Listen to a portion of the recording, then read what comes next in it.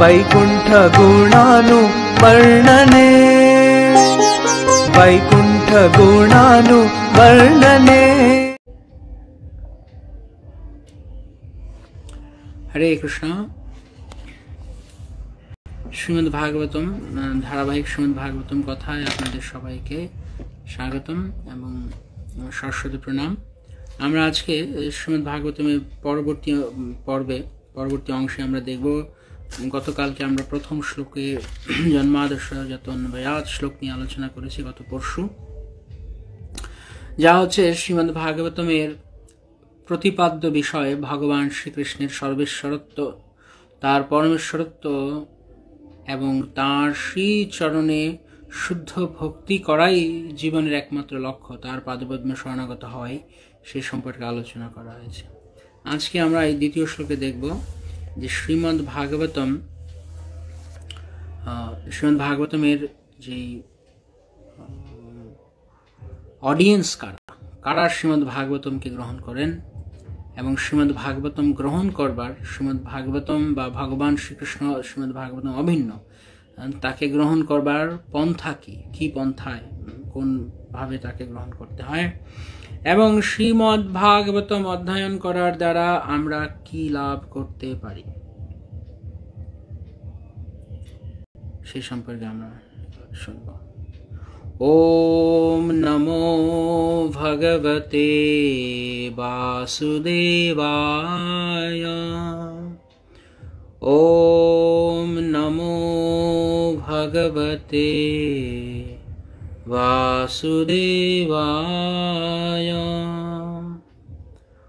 ওম নমো ভগবতে বাসুদেবায়।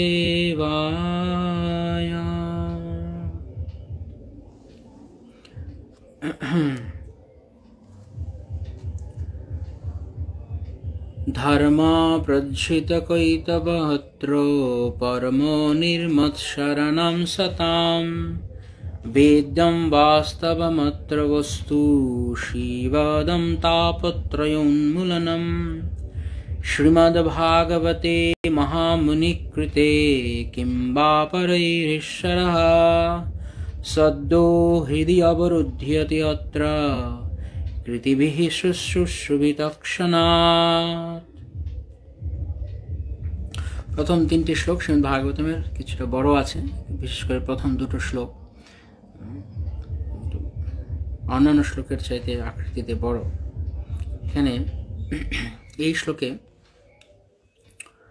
আমরা শ্রীমদ্ ভাগবতমের স্পেশালিটি, বিশেষত্ব কি। অন্যান্য বহু শাস্ত্র গ্রন্থ রয়েছে যেখানে ধর্মের কথা বলা হয়েছে, ধর্মতত্ত্ব বলা হয়েছে, কিন্তু সেই ধর্মতত্ত্বকে সঠিকভাবে উপস্থাপন করা হয়নি। ঠিক যেভাবে জীবের কল্যাণের জন্য ধর্ম জীবের কল্যাণে যেভাবে প্রয়োজন সেইভাবে নয়, বরং লোকরঞ্জনের জন্য বর্ণনা করা হয়েছে। কেবলমাত্র শ্রীমদ্ ভাগবতম একমাত্র শাস্ত্র অন্যান্য পুরাণাদির মধ্যে একমাত্র পুরাণ যা নির্ভেজালভাবে ভগবানের শ্রেষ্ঠত্ব, ভগবান শ্রীকৃষ্ণের শ্রেষ্ঠত্ব এবং ভগবানের ভক্তির কথাই, ভক্তি যে সর্বোত্তম পন্থা, জীবের পরম মঙ্গলকারী পন্থা, পরম শ্রেয়, শিবদম মঙ্গলময়, সেই সম্পর্কে শ্রীমদ্ ভাগবতম বলা হচ্ছে। শ্রী বিশ্বনাথ চক্রবর্তী ঠাকুর তিনি সেই কথা বলেছেন,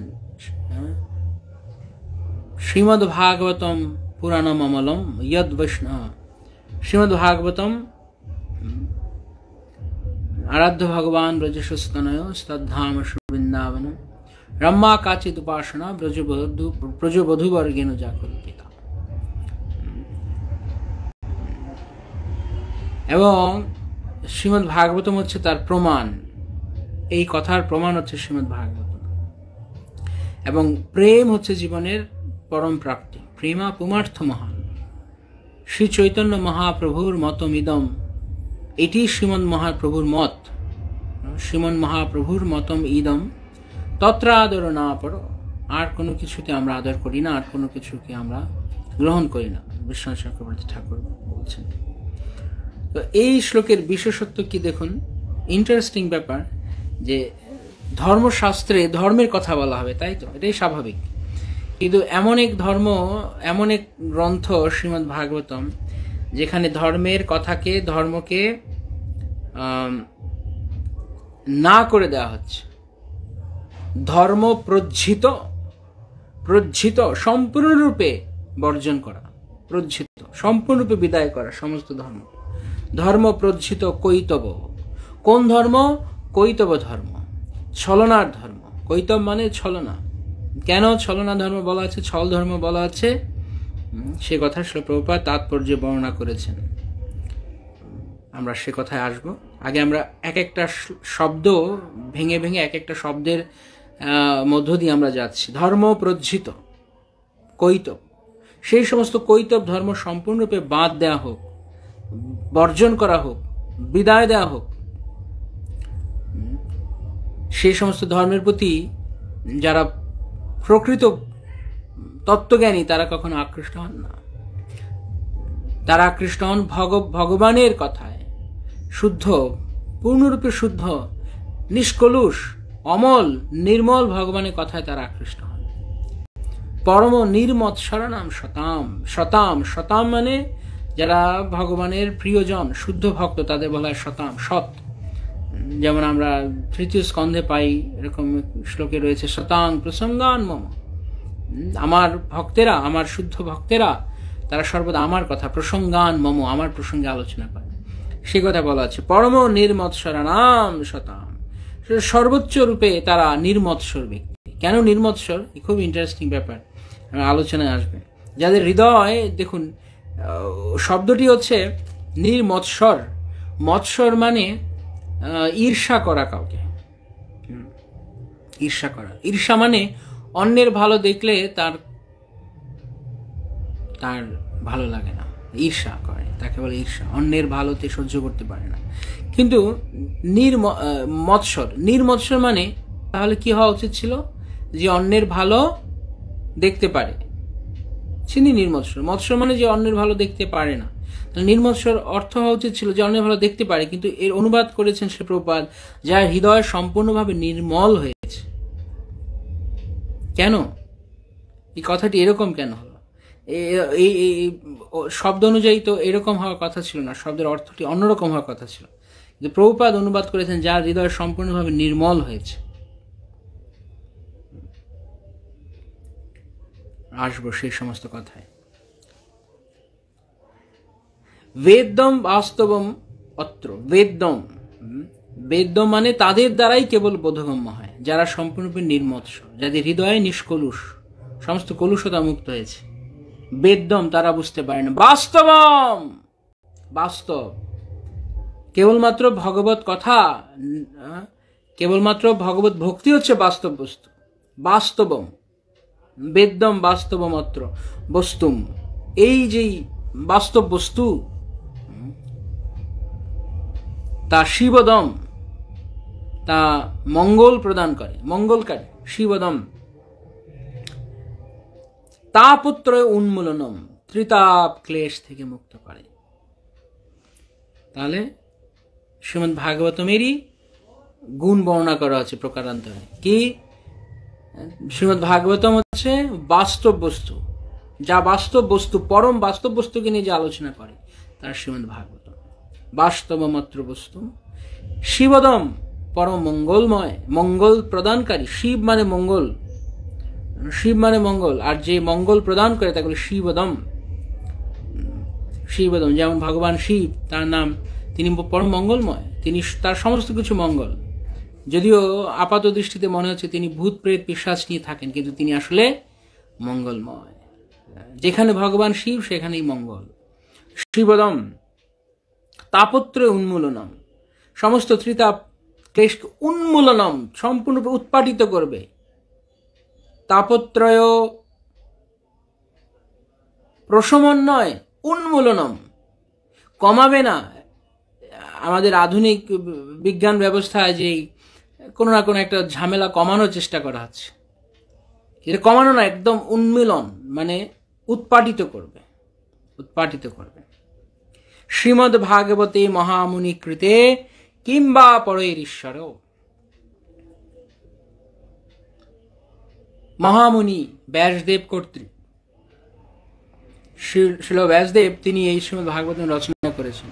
শ্রীমদ্ ভাগবতে মহামুনি কৃতে, মহামুনি শ্রীল ব্যাসদেব যে গ্রন্থ রচনা করেছেন, কিংবা পরৈরীশ্বর, এর থেকে কিংবা পরৈ অন্য আর কি শাস্ত্র গ্রন্থের প্রয়োজন রয়েছে,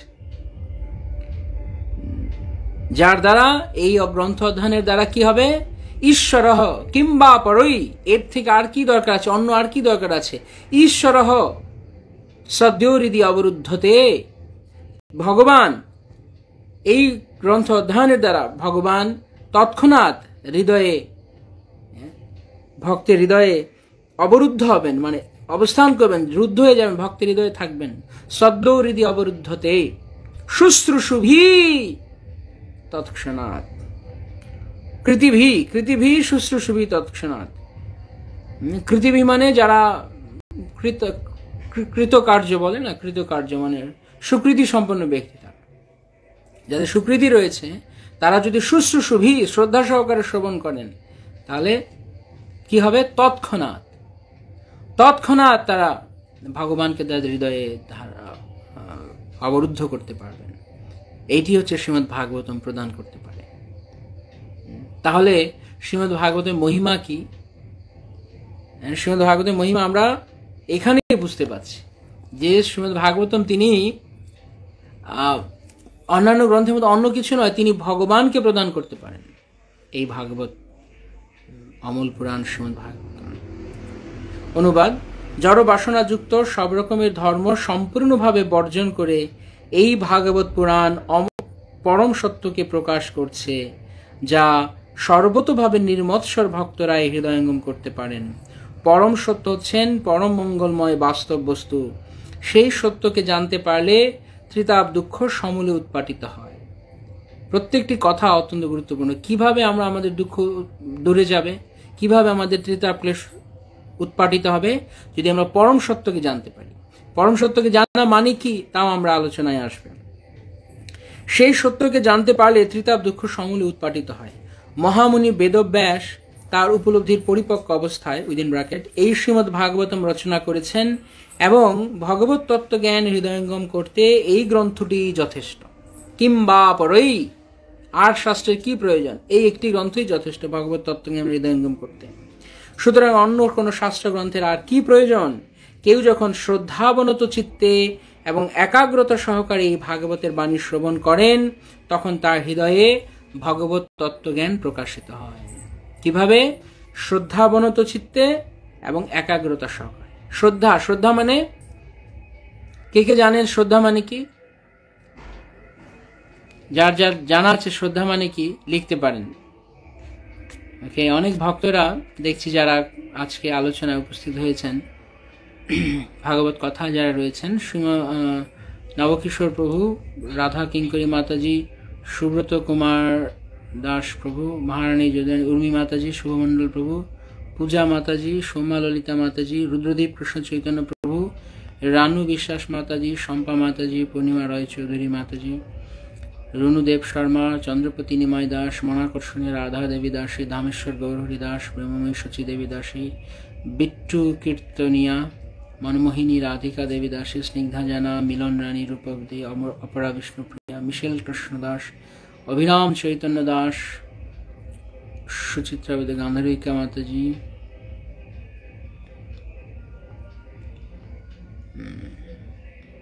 এগ্রিকালচার রতন, রোহিণী পুত্র প্রভু, রোহিণী পুত্র প্রভু অনেকদিন পর, কৃষ্ণ রায়, তুলসী সেবক প্রভু, রত্নমালী চিত্রা মাতাজি, সীমন্তদ্বীপ নিতাই প্রভু,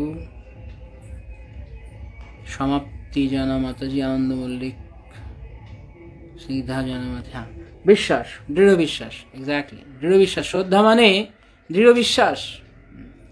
শ্রদ্ধা মানে হচ্ছে দৃঢ় বিশ্বাস। যার শ্রদ্ধা রয়েছে ভগবানের কথায়, তার চিত্তে ভগবান আবির্ভূত হবেন, সদ্য হৃদি অবরুদ্ধতে তার চিত্তে আবির্ভূত হবেন, অন্য কেউ না, যে কেউ নয়। আরো যারা সঠিক উত্তর দিয়েছেন, সুদৃঢ় বিশ্বাস, আনফ্লিঞ্চিং ফেইথ অন সামথিং সুপ্রিম। কোনো কিছু প্রতি দৃঢ় বিশ্বাস, শ্রদ্ধাবনত চিত্তে এবং একাগ্রতা সহকারী ভাগবতী বাণী শ্রবণ করেন, তাঁর হৃদয়ে ভগবত তত্ত্বজ্ঞান প্রকাশিত হয়। আমরা তাৎপর্য থেকে দেখব। শ্রী প্রভুপাদের তাৎপর্য বলা হচ্ছে, শ্রী প্রভুপাদ প্রথম অংশে, তাৎপর্যের প্রথম অংশে, প্রথম দুটো প্যারায় শ্রী প্রভুপাদ যে আলোচনা করেছেন তার সার মর্ম হচ্ছে যে শ্রী প্রভুপাদ ধর্মের কথা উল্লেখ করেছেন, যে ধর্মবিহীন সমাজ পশু সমাজের মতো, ধর্মবিহীন মনুষ্য জীবন পশু জীবনের থেকে কোনো অংশেই উন্নত নয়। তাই মানব সমাজে ধর্ম অনুষ্ঠানের প্রচলন রয়েছে, যার উদ্দেশ্য হচ্ছে আত্মতত্ত্বজ্ঞান লাভ করা এবং পরমেশ্বর ভগবানের সঙ্গে জীবের নিত্য সম্পর্কের কথা অবগত হওয়া। এক কথায় প্রভুপাদ বুঝিয়ে দিচ্ছেন ধর্ম মানে কি। ধর্ম ছাড়া সমাজটা পশুর মতো। তাই বলে আজকালকার দিনে কি চলছে, ধর্মের নামে সমস্ত কিছু ছলনা চলছে। যা প্রকৃত ধর্ম তা কেউ আচরণ করছে না, কিন্তু ছলনা ধর্ম আচরণ করছে। ভক্তিবিনোদ ঠাকুর তিনি বলেছেন, ভাগবত কহে তাহা পরিপূর্ণ ছলে, পৃথিবীতে যাহা কিছু ধর্ম নামে চলে, ভাগবত কহে তাহা পরিপূর্ণ ছলে। কেন ছলনা, কেন সে কথা শ্রী প্রভুপাদ তাৎপর্যে বলেছেন দ্বিতীয় প্যারায়, যে মানুষ কি করে, তারা জড় সুখভোগের আশায় পুণ্যকর্ম অথবা ধর্ম অনুষ্ঠান করে। কিন্তু এই ধরনের জড় সুখভোগ যদি অন্য উপায়ে লাভ করা যায়, তখন তারা তথাকথিত সেই সমস্ত ধর্ম আচরণে অবহেলা করে। এটি হচ্ছে আধুনিক সভ্যতার পরিস্থিতি। তারা ধর্ম আচরণ করছে, কিন্তু সেই ধর্ম আচরণের মধ্যে একটা উদ্দেশ্য রয়েছে, স্বার্থ নিহিত আছে। স্বার্থ রয়েছে বলেই ধর্ম করছে। বেশিরভাগ লোক এখনকার দিনে মঠ মন্দিরে যায় কেন?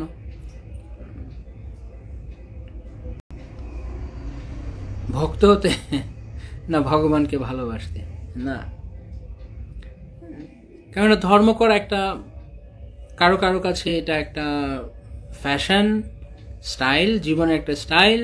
আর কারো কাছে ধর্ম করা হচ্ছে একটা অংশ জীবনের। ধর্ম ছাড়া কি বলবে লোক, ধর্ম করলে লোকটা ধার্মিক আছে, মঠ মন্দিরে যায় বা আশ্রমে যায়, এটা লোকের কাছ থেকে সস্তা বাহবা পাওয়ার জন্য। অধিকাংশ জায়গাতে এখন ধর্ম আচরণ করা মানে দাঁড়িয়ে গেছে প্রতারণা। তাই বলা হচ্ছে ছল ধর্ম। ছল ধর্ম কেন? কারণ তারা জড় সুখভোগের আশায় করছে এই সমস্ত ধর্মকর্ম, পুণ্যকর্ম। কিন্তু যেই মানে ধর্ম মানে এখন লোক জানে পুণ্য, পুণ্য করা মানে ধর্ম করা। সাধারণত এই জড় জগতের লোকের তাদের ধারণা হচ্ছে ধর্ম মানে পুণ্য করছে। ও লোকটি খুব ধার্মিক, কেন সে পুণ্যকর্ম করে, দান ধ্যানাদি করে, যজ্ঞ করে, বাড়িতে যজ্ঞ অনুষ্ঠান আয়োজন করে, মন্দিরে মঠে কিছু দক্ষিণা দেয়, মানে কি বলে দান করে, অনুদান দেয়, সুতরাং সে ধার্মিক। গরিব লোককে খাওয়ায়, লোককে অর্থ সাহায্য করে, ধার্মিক। মন্দিরে যায়, মন্দিরের ওপরে ঘন্টা ঝুলানো থাকে, সে ঝুলানো ঘন্টাতে বাড়ি দেয়, ঘন্টা বাজায়, মানে ধার্মিক। বা এরকম গিয়ে নম করছে, ধার্মিক। তো এইটা হচ্ছে ধর্মের সংজ্ঞা হয়ে গেছে এখন লোকের কাছে। কিন্তু তার পিছনে একটা স্বার্থ থাকে।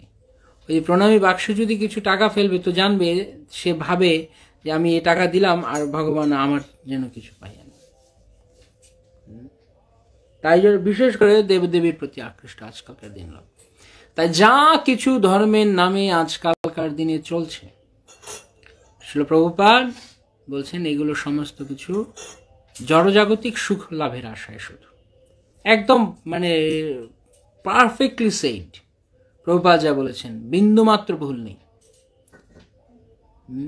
সম্পূর্ণরূপে প্রভুপাদ একদম মানে বাস্তব চিত্রটি তুলে ধরেছেন। লোক এখন ধর্ম করছে শুধুমাত্র সস্তা বাহাবা পাওয়ার জন্য। অমুক ধার্মিক লোক আছে, জড় সুখ ভোগ করবে। কিন্তু যদি তার সে জড় ভোগ মানে ইন্দ্রতৃপ্তির বিষয়টি সে পেয়ে যায়, তখন আর তার করে না সে ধর্ম। তার থেকে বোঝা যায় সে একটা স্বার্থে ধর্ম আচরণ করছিল। সেই জন্য তাদের ধর্ম আচরণকে বলা আছে এগুলো হচ্ছে তথাকথিত ধর্ম আচরণ। হ্যাঁ, কিন্তু এই ধরনের জড় সুখভোগ যদি অন্য উপায়ে লাভ করা যায় তখন তারা তথাকথিত সেই সমস্ত ধর্ম আচরণে অবহেলা করে, তথাকথিত সমস্ত ধর্ম আচরণে অবহেলা করে। এটি হচ্ছে আধুনিক সভ্যতার পরিস্থিতি।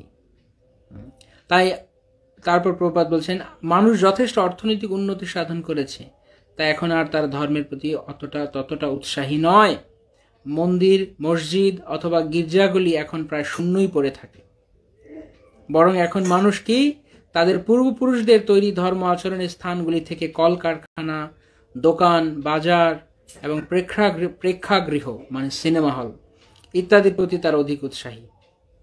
এর থেকে সহজেই প্রমাণিত হয় যে কেবল অর্থনৈতিক উন্নতি সাধনের জন্যই সেই ধরনের ধর্ম অনুষ্ঠান করা হয়। তাই এই ধর্ম অনুষ্ঠান প্রকৃতপক্ষে ধর্ম নয়, এটি প্রকৃত ধর্ম নয়। সাধারণত ধর্মের প্রভুপাদ যেমন তাৎপর্য প্রথমে বলছেন, ধর্মের মধ্যে 4টি বিষয় যুক্ত থাকে, মানে ধর্মের নামে 4টি বিষয় এর মধ্যে অন্তর্ভুক্ত। কি? প্রথমে ধর্ম করলে পয়সা পাবে, যখন পয়সা হবে, অর্থনৈতিক উন্নতি হবে, তখন সে কাম উপভোগ করবে, ইন্দ্র সুখ ভোগ করবে, তার যা যা জড়জাগতিক ফ্যাসিলিটি দরকার সেগুলো সে গ্রহণ করবে।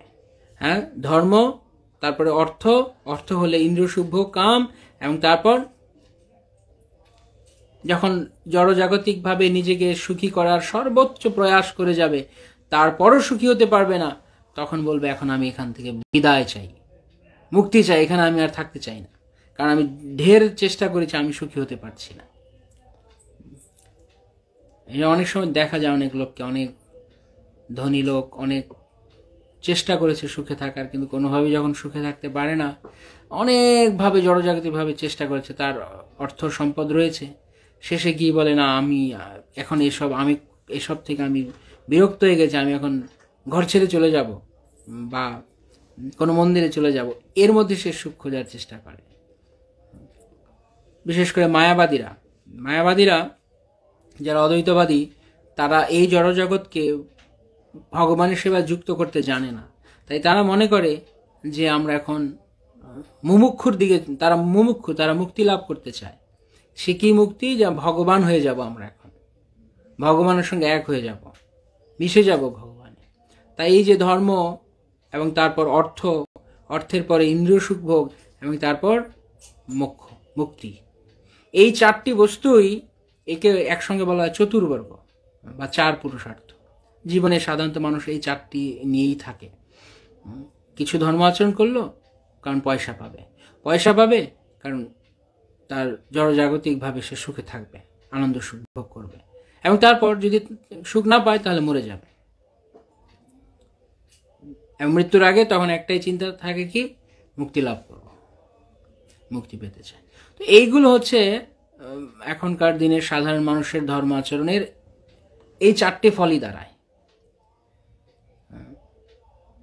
1 ধর্ম অনুশীলন, 2 অর্থ উপার্জন, 3 কাম বাসনা উপভোগ, 4 গিয়ে মুক্তির বাসনা, মুক্তি বাঞ্ছা। কিন্তু এটি আরো ডেঞ্জারাস, আরো সবচেয়ে খারাপ। তার মধ্যে মোক্ষ বাঞ্ছা কৈতব প্রধান, যাহা হইতে কৃষ্ণ ভক্তি হয় অন্তর্ধান। শ্রী চৈতন্য ভাগবতে বলা আছে মুক্তি বাঞ্ছা, এই যে সাযুজ্য মুক্তির বাঞ্ছা, এটা আরো বাজে জিনিস, জঘন্যতম জিনিস। ভগবানের সঙ্গে এক হয়ে যাওয়ার ইচ্ছা করা সাযুজ্য মুক্তির মাধ্যমে ভগবানে গিয়ে লীন হয়ে যাবে। এই দেখা যায় আজকালকার দিনের লোকেদেরকে যদি দেখবেন, খুব ব্রড ক্যাটাগরিতে 2 ধরনের লোক রয়েছে। কি? এক হচ্ছে আচ্ছা মতো ইন্দ্র সুখ ভোগ করো, আর 2 হচ্ছে ইন্দ্র সুখ ভোগ করে চেষ্টা করেছে, সুখী হতে পারেনি, এখন জীবন সম্পর্কে হতাশ হয়ে গেছে। হতাশে না, এখন কোনোভাবে মুক্তি চাই, এখান এই যন্ত্রণা থেকে মুক্তি চাই। অনেকে বলে কথা, এই যন্ত্রণা থেকে মুক্তি চায়, হয় যন্ত্রণা থেকে মুক্তি চায়, নয় ভোগ করতে চায়। খুব মোটা দাগে বিচার করলে 2 ধরনের লোক অধিকাংশ। তাই কেউ হচ্ছে সকাম কর্মী, কেউ বা মুক্তি আকাঙ্ক্ষী, মুমুক্ষু। হয় সকাম কর্মী, নয় মুমুক্ষু। সকাম কর্মীকে বলা হয় সকাম কবিকে বলা হয় যে ভুক্তি প্রার্থনা করে, ভুক্তি মানে ভোগ প্রার্থনা করে, এই জড়জগতে ভোগ করবে। আর একজন হচ্ছে মুক্তি প্রার্থনা। কিন্তু ভুক্তি মুক্তি এই দুটোই ভুল। কেন ভুল? কারণ এই জগতের উপরে প্রভুত্ব করাও আমাদের কাজ নয়, কারণ আমরা স্বরূপে দাস। দাস প্রভুত্ব করতে পারে না, প্রভুত্ব করার অধিকার কেবল প্রভুর। দাস যখন প্রভুর চেয়ারটায় বসার চেষ্টা করবে, প্রভুর আসনে বসার চেষ্টা করবে, তৎক্ষণাৎ সেই মুহূর্ত থেকে দাসের দুঃখ পাওয়া শুরু হয়ে যাবে, কেন এটি তার জন্য অবৈধ, ইল্লিগেল। তো যখনই মানুষ ইল্লিগেল কাজ করে তার পরিণাম কি? দুঃখ কষ্ট পাওয়া। তো আমরা যখনই দাস হয়ে প্রভুর আসনে নিজে কন্ট্রোল করার চেষ্টা করব, তখনই আমরা দুঃখ পাব। আমরা প্রভু নই, আমরা দাস। কিন্তু আমরা যখন ভোগ করতে চাইছি, ভোগ করার মনোবৃত্তি হচ্ছে এটা প্রভু হওয়ার, কোনো কিছুর উপর আমি ভোগ করব, ভোক্তা হওয়ার, কৃষ্ণ ভোক্তা। তাই দুঃখ অনিবার্য, কারণ আমি যা নই আমি তা জোর করে পেতে চাইছি, দুঃখ পাবো। আর যদি আমি ছেড়ে দিই, আমি না এগুলো কিছুই আমার না, আমি সবকিছু ছেড়ে দিলাম, সেটিও ভুল। কেন সবকিছু ত্যাগ করতে বলা হয়নি, বরং সবকিছুকে কৃষ্ণের সেবায় যুক্ত করতে বলা হয়েছে। তাই ভুক্তি এবং মুক্তি উভয়ই ভগবত ভক্তির প্রতিকূল। কিন্তু ভগবত ভক্ত তিনি এসবের মধ্যে নেই, তিনি ভোগও নেই, তিনি ত্যাগও নেই। এটি তার, যিনি আদর্শ ভক্ত তার কথা বলছে, শুদ্ধ ভক্ত। কারণ যে ভোগ করতে চাইবে সে সবসময় কখন কিভাবে ভোগ করব, কোন জায়গায়, সবকিছু দেখেই গেল আমার ভোগের জন্য আমি চাই, মনটা সবসময় অশান্ত হয়ে থাকবে তার। এবং যে মুক্তি চাইছে সেও এই জগৎকে শুধু না না না করছে, নেগেট, সবসময় না করছে, না আমি মুক্তি চাই। তাই সবসময় সেও আরেকটা চিন্তায় রয়েছে, কিভাবে এই সমস্ত কিছু, কারণ এই জড়জগতে যা রয়েছে সবকিছু বিভ্রান্তিকর, তাই এগুলো থেকে সে চেষ্টা করছে মনকে ব্রহ্মের দিকে নিয়ে যাওয়া। তাই সেও দুঃখ পাচ্ছে, সেও অশান্ত, কারণ এই অশান্ত পরিবেশের মধ্যে তার মনকে সে জোর করে শান্ত করেছে, সেও অশান্ত। কিন্তু কৃষ্ণ ভক্তের তিনি শান্ত। কেন? তিনি নির্মৎসর। কি তিনি কেন নির্মৎসর? শিল প্রভুপাদ বলছেন, বেদে এই 4টি কর্মেরই নির্দেশ দেওয়া হয়েছে যাতে মানুষ যথাযথভাবে তাদের জীবন পথে অগ্রসর হতে পারে এবং ইন্দ্র সুখ ভোগের জন্য পরস্পরের মধ্যে অনর্থক প্রতিযোগিতা না হয়। কিন্তু শ্রীমদ্ ভাগবত হচ্ছে ইন্দ্রিয় তৃপ্তির সাধনের উদ্দেশ্যে সমস্ত কার্যকলাপের অতীত এক দিব্য শাস্ত্র। এটি হচ্ছে পূর্ণরূপে জড়জগতের কলুষ থেকে মুক্ত একটি গ্রন্থ, যা কেবল জড় ভোগ বাসনা রহিত ভগবানের শুদ্ধ ভক্তরাই হৃদয়ঙ্গম করতে পারেন। যারা ভগবানের শুদ্ধ ভক্ত তাদের ভোগ বাসনা নেই, তাই তারা হৃদয়ঙ্গম করতে পারেন। তাহলে তাদের ভোগ বাসনা নেই, তাহলে তাদের ত্যাগ বাসনা রয়েছে না। তথাকথিত ত্যাগও ভক্তের কাজ নয়।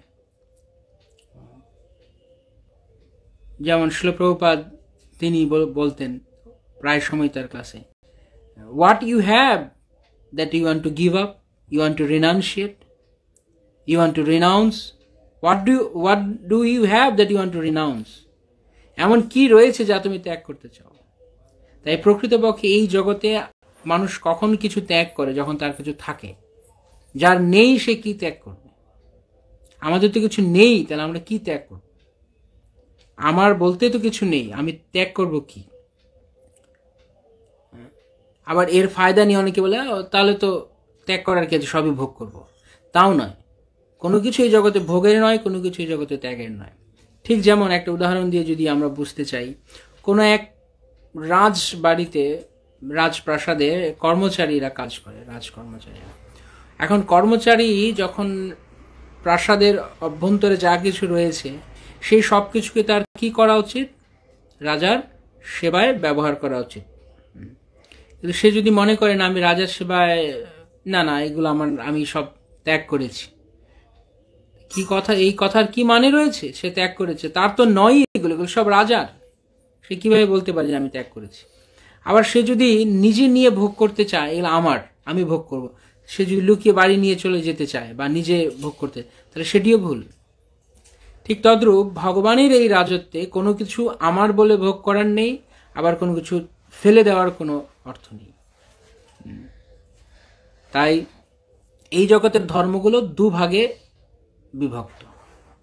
ধর্ম তথাকথিত যে ধর্ম আচরণগুলো কি হয় ভোগ করার শিক্ষা দেয়, নয় ত্যাগের কথা বলে।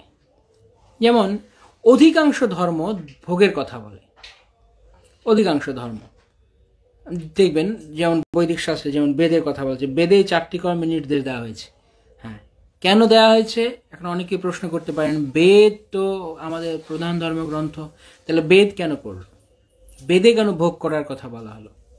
কারণ বেদ যখন এই জগতে এসছে, ভগবান সারা জগতের সমস্ত লোকের কথা ভেবে বেদকে প্রণয়ন করেছেন, বেদ প্রদান করেছেন।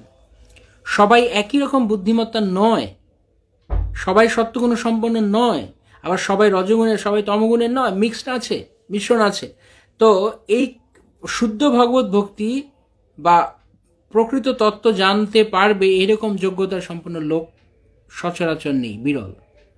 তাই বিভিন্ন ধরনের লোককে বিভিন্নভাবে কোনো না কোনোভাবে ধর্ম করাতে প্রবৃত্ত করানোর জন্যই বৈদিক শাস্ত্রে বিভিন্ন দেবদেবীর পূজার কথা বলা হয়েছে।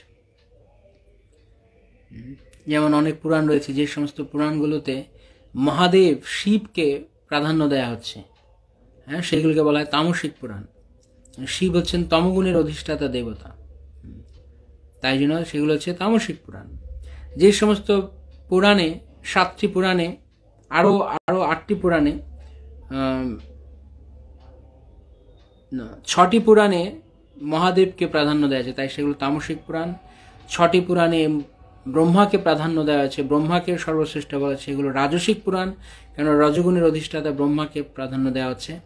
আরও 6টি পুরাণ রয়েছে যেগুলো সত্যগুণের অধিষ্ঠাতা ভগবান বিষ্ণুকে কেন্দ্র করে রয়েছে, বিষ্ণুকে প্রাধান্য, তাই সেগুলো সাত্ত্বিক পুরাণ।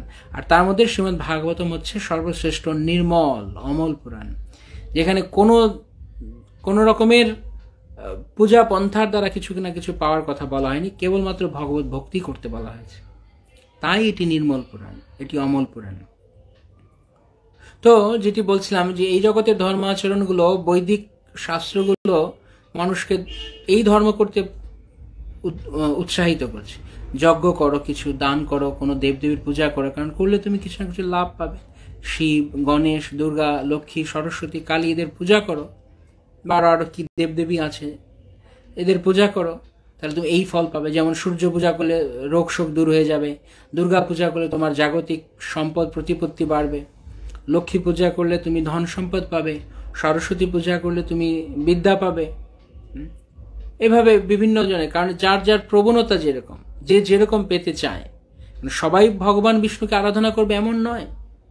অনেকে এমনকি ভক্তরা আমি শুনেছি বলে যে সবাই কেন ভক্ত হয়ে যায় না, সবাই ভক্ত হবে না। সবাই ক্লাসের সবাই একসঙ্গে ফার্স্ট হয় না, হয় একটা ক্লাসে যতজন স্টুডেন্ট পড়ে সবাই একসঙ্গে ফার্স্ট হয়, কখনো না। একটা ক্লাসে যেমন বিভিন্ন শ্রেণীর ছাত্ররা থাকে, ভগবানের সৃষ্টিতে বিভিন্ন শ্রেণীর বিভিন্ন চেতনার মানুষ রয়েছে, তার কর্ম সংস্কার অনুযায়ী, পূর্ব জীবনের তার ভাব অনুযায়ী। তা আপনি জবরদস্তি কাউকে ভগবানের ভক্তিতে যুক্ত করাতে পারবেন না, কেননা ভগবত ভক্তি যিনি বুঝতে পারেন, শ্রীমদ্ ভগবত গীতায় বলা আছে, বহুনাম জন্ম নামন্তে জ্ঞানবান মাং প্রপদ্যতে। বহু জন্মের পর জ্ঞানী ব্যক্তি মাম প্রপদ্যতে, আমার কাছে শরণাগত হয়। বহু জন্মের পর, এত সহজ নয়। বাসুদেব সর্বমিতি সমহাত্মা সুদুর্লভ। ভগবান বাসুদেবী সমস্ত কিছু, এই কথা জানতে পারেন, এই কথা স্বীকার করে নেন, পূর্ণরূপে হৃদয়ঙ্গম করেন এবং সেইভাবে আচরণ করে, এরকম লোক খুব দুর্লভ রয়েছে, সমহাত্মা সুদুর্লভ। তাই ম্যাক্সিমাম লোক, অধিকাংশ লোকেরাই ভুল পথে যাবে। তাই তারা একেবারে কিচ্ছু করবে না, একেবারে মানে জঘন্য আচরণ করবে, তার চেয়ে তারা কিছু না কিছু, কোনো না কোনো দেবদেবীর পূজা করে অন্তত কিছু ধর্ম আচরণের পন্থার মধ্যে থাকুক। তাই জন্য বেদে এরকম বিধান দেওয়া হয়েছে, এবং ওই বৈদিক শাস্ত্রগুলো ব্যাসদেব নিজেই প্রণয়ন করেছেন। তাই জন্য আমরা দেখব পরবর্তীতে যখন আমরা 5ম অধ্যায়ে প্রবেশ করব, আমরা দেখব যে তার গুরু নারদমুনি তাকে তিরস্কার করছেন। তৎবায়স তীর্থম, এই সমস্ত কাকের তীর্থ তুমি রচনা করেছ। কাকের তীর্থ মানে ডাস্টবিন। যেই সাহিত্য ভগবান কৃষ্ণের মহিমা গুণগান করে না, ভগবানকে সর্বশ্রেষ্ঠভাবে সমস্ত কিছু ভগবত প্রেমকেই সর্বোত্তম গুরুত্ব দেয় না, সে শাস্ত্র হোক, সে বাইরের নাটক, নোবেল উপন্যাস হোক, তার সবকিছু বর্জনীয়, কাকের তীর্থ, ডাস্টবিনের মতো, আবর্জনার মতো। কেবলমাত্র যা নির্মল কথা গান করে ভগবানের, তাই হচ্ছে স্বচ্ছ সরোবর, যেখানে রাজহংসেরা বিচরণ করে। তাই শ্রীমদ্ ভাগবতম হচ্ছে সেই শাস্ত্র যা এই সারা জগতে এক বিপ্লব ঘটাবে, জনতাঘ বিপ্লব। পাপী মানুষ, যার অঘ মানে পাপ, পাপপূর্ণ মানুষের জীবনে যা বিপ্লব নিয়ে আসবে তা হচ্ছে শ্রীমদ্ ভাগবতম। তদ্বাগ বিসর্গ জনতাঘ বিপ্লব ইয়স্মিন প্রতি শ্লোকম অবদ্ধবতী অপি। এক একটি শ্লোক যথেষ্ট জগতের মানুষের ধারণা বদলে দেওয়ার জন্য, কেননা তাতে নামানি যশঙ্কিতানি, সেখানে ভগবান শ্রীকৃষ্ণের কথা কীর্তন করা হয়েছে। তো এই জন্য শ্রীমদ্ ভাগবতম শাস্ত্র হচ্ছে সর্বশ্রেষ্ঠ। তো এক ধরনের লোকেরা, এক ধরনের ধর্মপন্থা হচ্ছে কি, ভোগ করো ভোগ করো, ধর্মকর্ম করো, কিছু ভোগ। আমি দেখেছি এরকম অনেক লোক, বিশেষ করে কলকাতায় বেশি দেখা যায়। পথের রাস্তা মোড়ে মোড়ে একটা একটা করে মন্দিরের মতো বানিয়ে রাখা আছে। লোকজন একটু আসা যাওয়ার পথে একটু দাঁড়াচ্ছে, একটু ঢু মারছে, একটু ঘন্টা বাড়ি দিচ্ছে, করছে, একটু দান দক্ষিণা, একটু দক্ষিণা দিয়ে দিল প্রণামী বাক্সে, আর কি যে বিড়বিড় করে বললো নিজেই জানে না। ভগবান তো অন্তরে রয়েছে, সে কি ভগবত ভক্তি চাইছে না? সারাদিন গরু গাধার মতো খেটে চলেছে, আর দেখা যাচ্ছে রাতে বাড়ি ফেরার পথে তখন ভগবানের কথা মনে পড়েছে। কোনো কোনো জায়গায় এরকম আছে, দেখেছি একবার অনেক দিন আগে, যখন হায়দ্রাবাদে দেখছি যে সকালবেলা মানে একটা কোথাও একটা আমরা যাচ্ছি, কাজ ছিল, তো অটোতে করে, তো অটোওয়ালা সে বেরিয়েছে, সে মানে ওই প্রথম আর কি সকালবেলা, আমরাই হয়তো তার ফার্স্ট ট্রিপ আর কি। তো সে আমাদের নিয়ে বেরিয়েছে, হঠাৎ করে পথের পাশে একটা কি জানি একটা মন্দিরের মতো পড়েছে, জানি না, হয়তো গণেশ বা কিছু, বা হনুমানজি কিছু একটা ছোট, প্রায় ভারতে বিভিন্ন জায়গাতে এরকম দেখা যায়। সকালবেলা উঠেই ওখানে অটোটা দাঁড় করালো, গাড়ি থেকে নেমে গেলো। আরে কি হলো, আমরা যেতে হবে তাড়াতাড়ি, গাড়ি থেকে নেমে ওখানে গেল, মন্দিরে গিয়ে, যে মন্দিরটা রয়েছে এখানে গিয়ে একটা এরকম সিঁদুর বা কিছু মতো রয়েছে, নিয়ে এরকম একটা ফোঁটা দিল,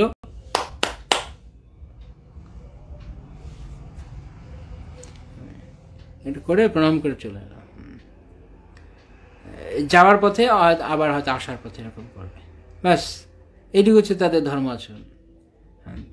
মন্দের ভালো, কিছু না কিছু করছে, কিন্তু এই যে এটুকু করছে, সকালবেলা উঠেই প্রণাম করছে কেন, আমার সারাদিনটা যেন ভালো ইনকাম হয়। ফেরার পথে কেন করছে, ভালো দিন গেল, বা ঠাকুর আজকে ভালো ইনকাম হয়নি, কালকে যেন হয়। মানে শুধু এই ধান্দায় তারা করে তথাকথিত ধর্ম আচরণ, কিন্তু ধর্মের প্রকৃত উদ্দেশ্য এটা নয়। ধর্মের প্রকৃত উদ্দেশ্য শ্রীমদ্ ভাগবতমে বর্ণনা করেছে। ধর্মের প্রকৃত উদ্দেশ্য হচ্ছে এই শ্লোকে আলোচনা করা আছে। ধর্মের প্রকৃত উদ্দেশ্য হচ্ছে যে আমি কে, আমার সঙ্গে ভগবানের যে নিত্য সম্পর্ক রয়েছে, সেই কথাটি জানা হচ্ছে ধর্ম আচরণ। শ্রীমদ্ ভাগবতম সেগুলি থেকে অনেক ঊর্ধ্বে, কারণ তার লক্ষ্য হচ্ছে পরম সত্যের সবিশেষ প্রকাশ, পরমেশ্বর ভগবান যিনি সবকিছুর পরম কেন্দ্র, সেই সম্পর্কে শ্রীমদ্ ভাগবতমে আলোচনা করা হচ্ছে।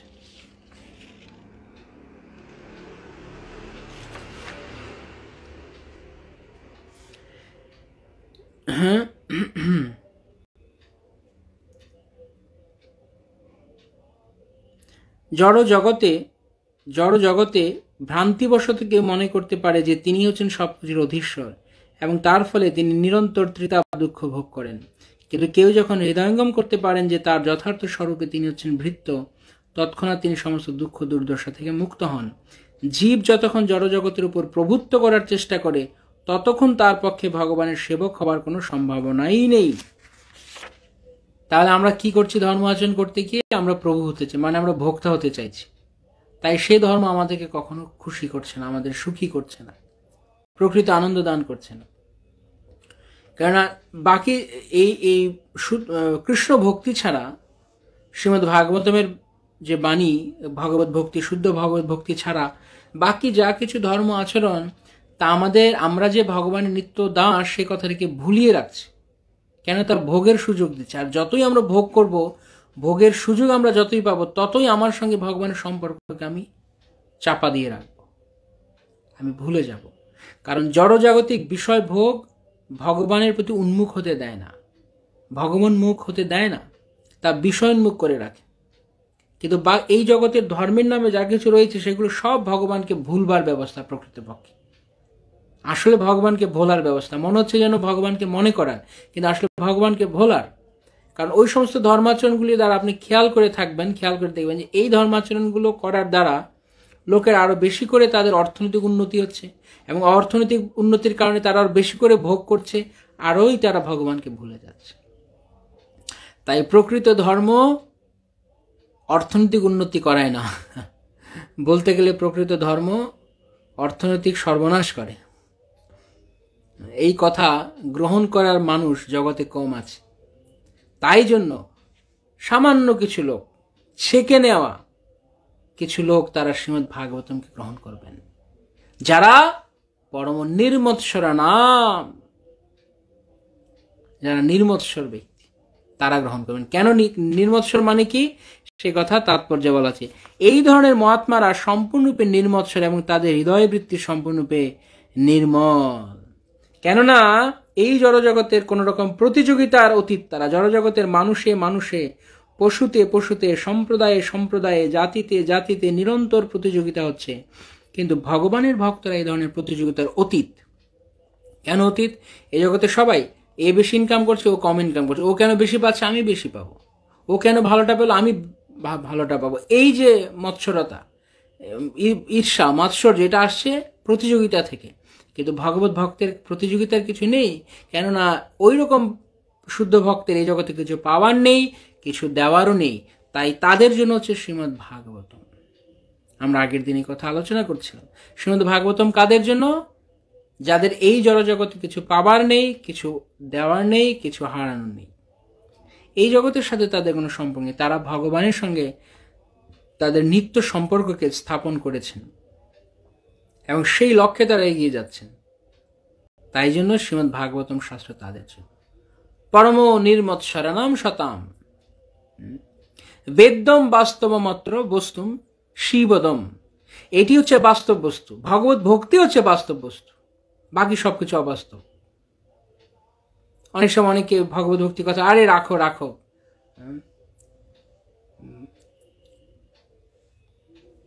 কিছু বাস্তব কিছু বলো, এসব অবাস্তব কথা না, বাস্তব কিছু বলো।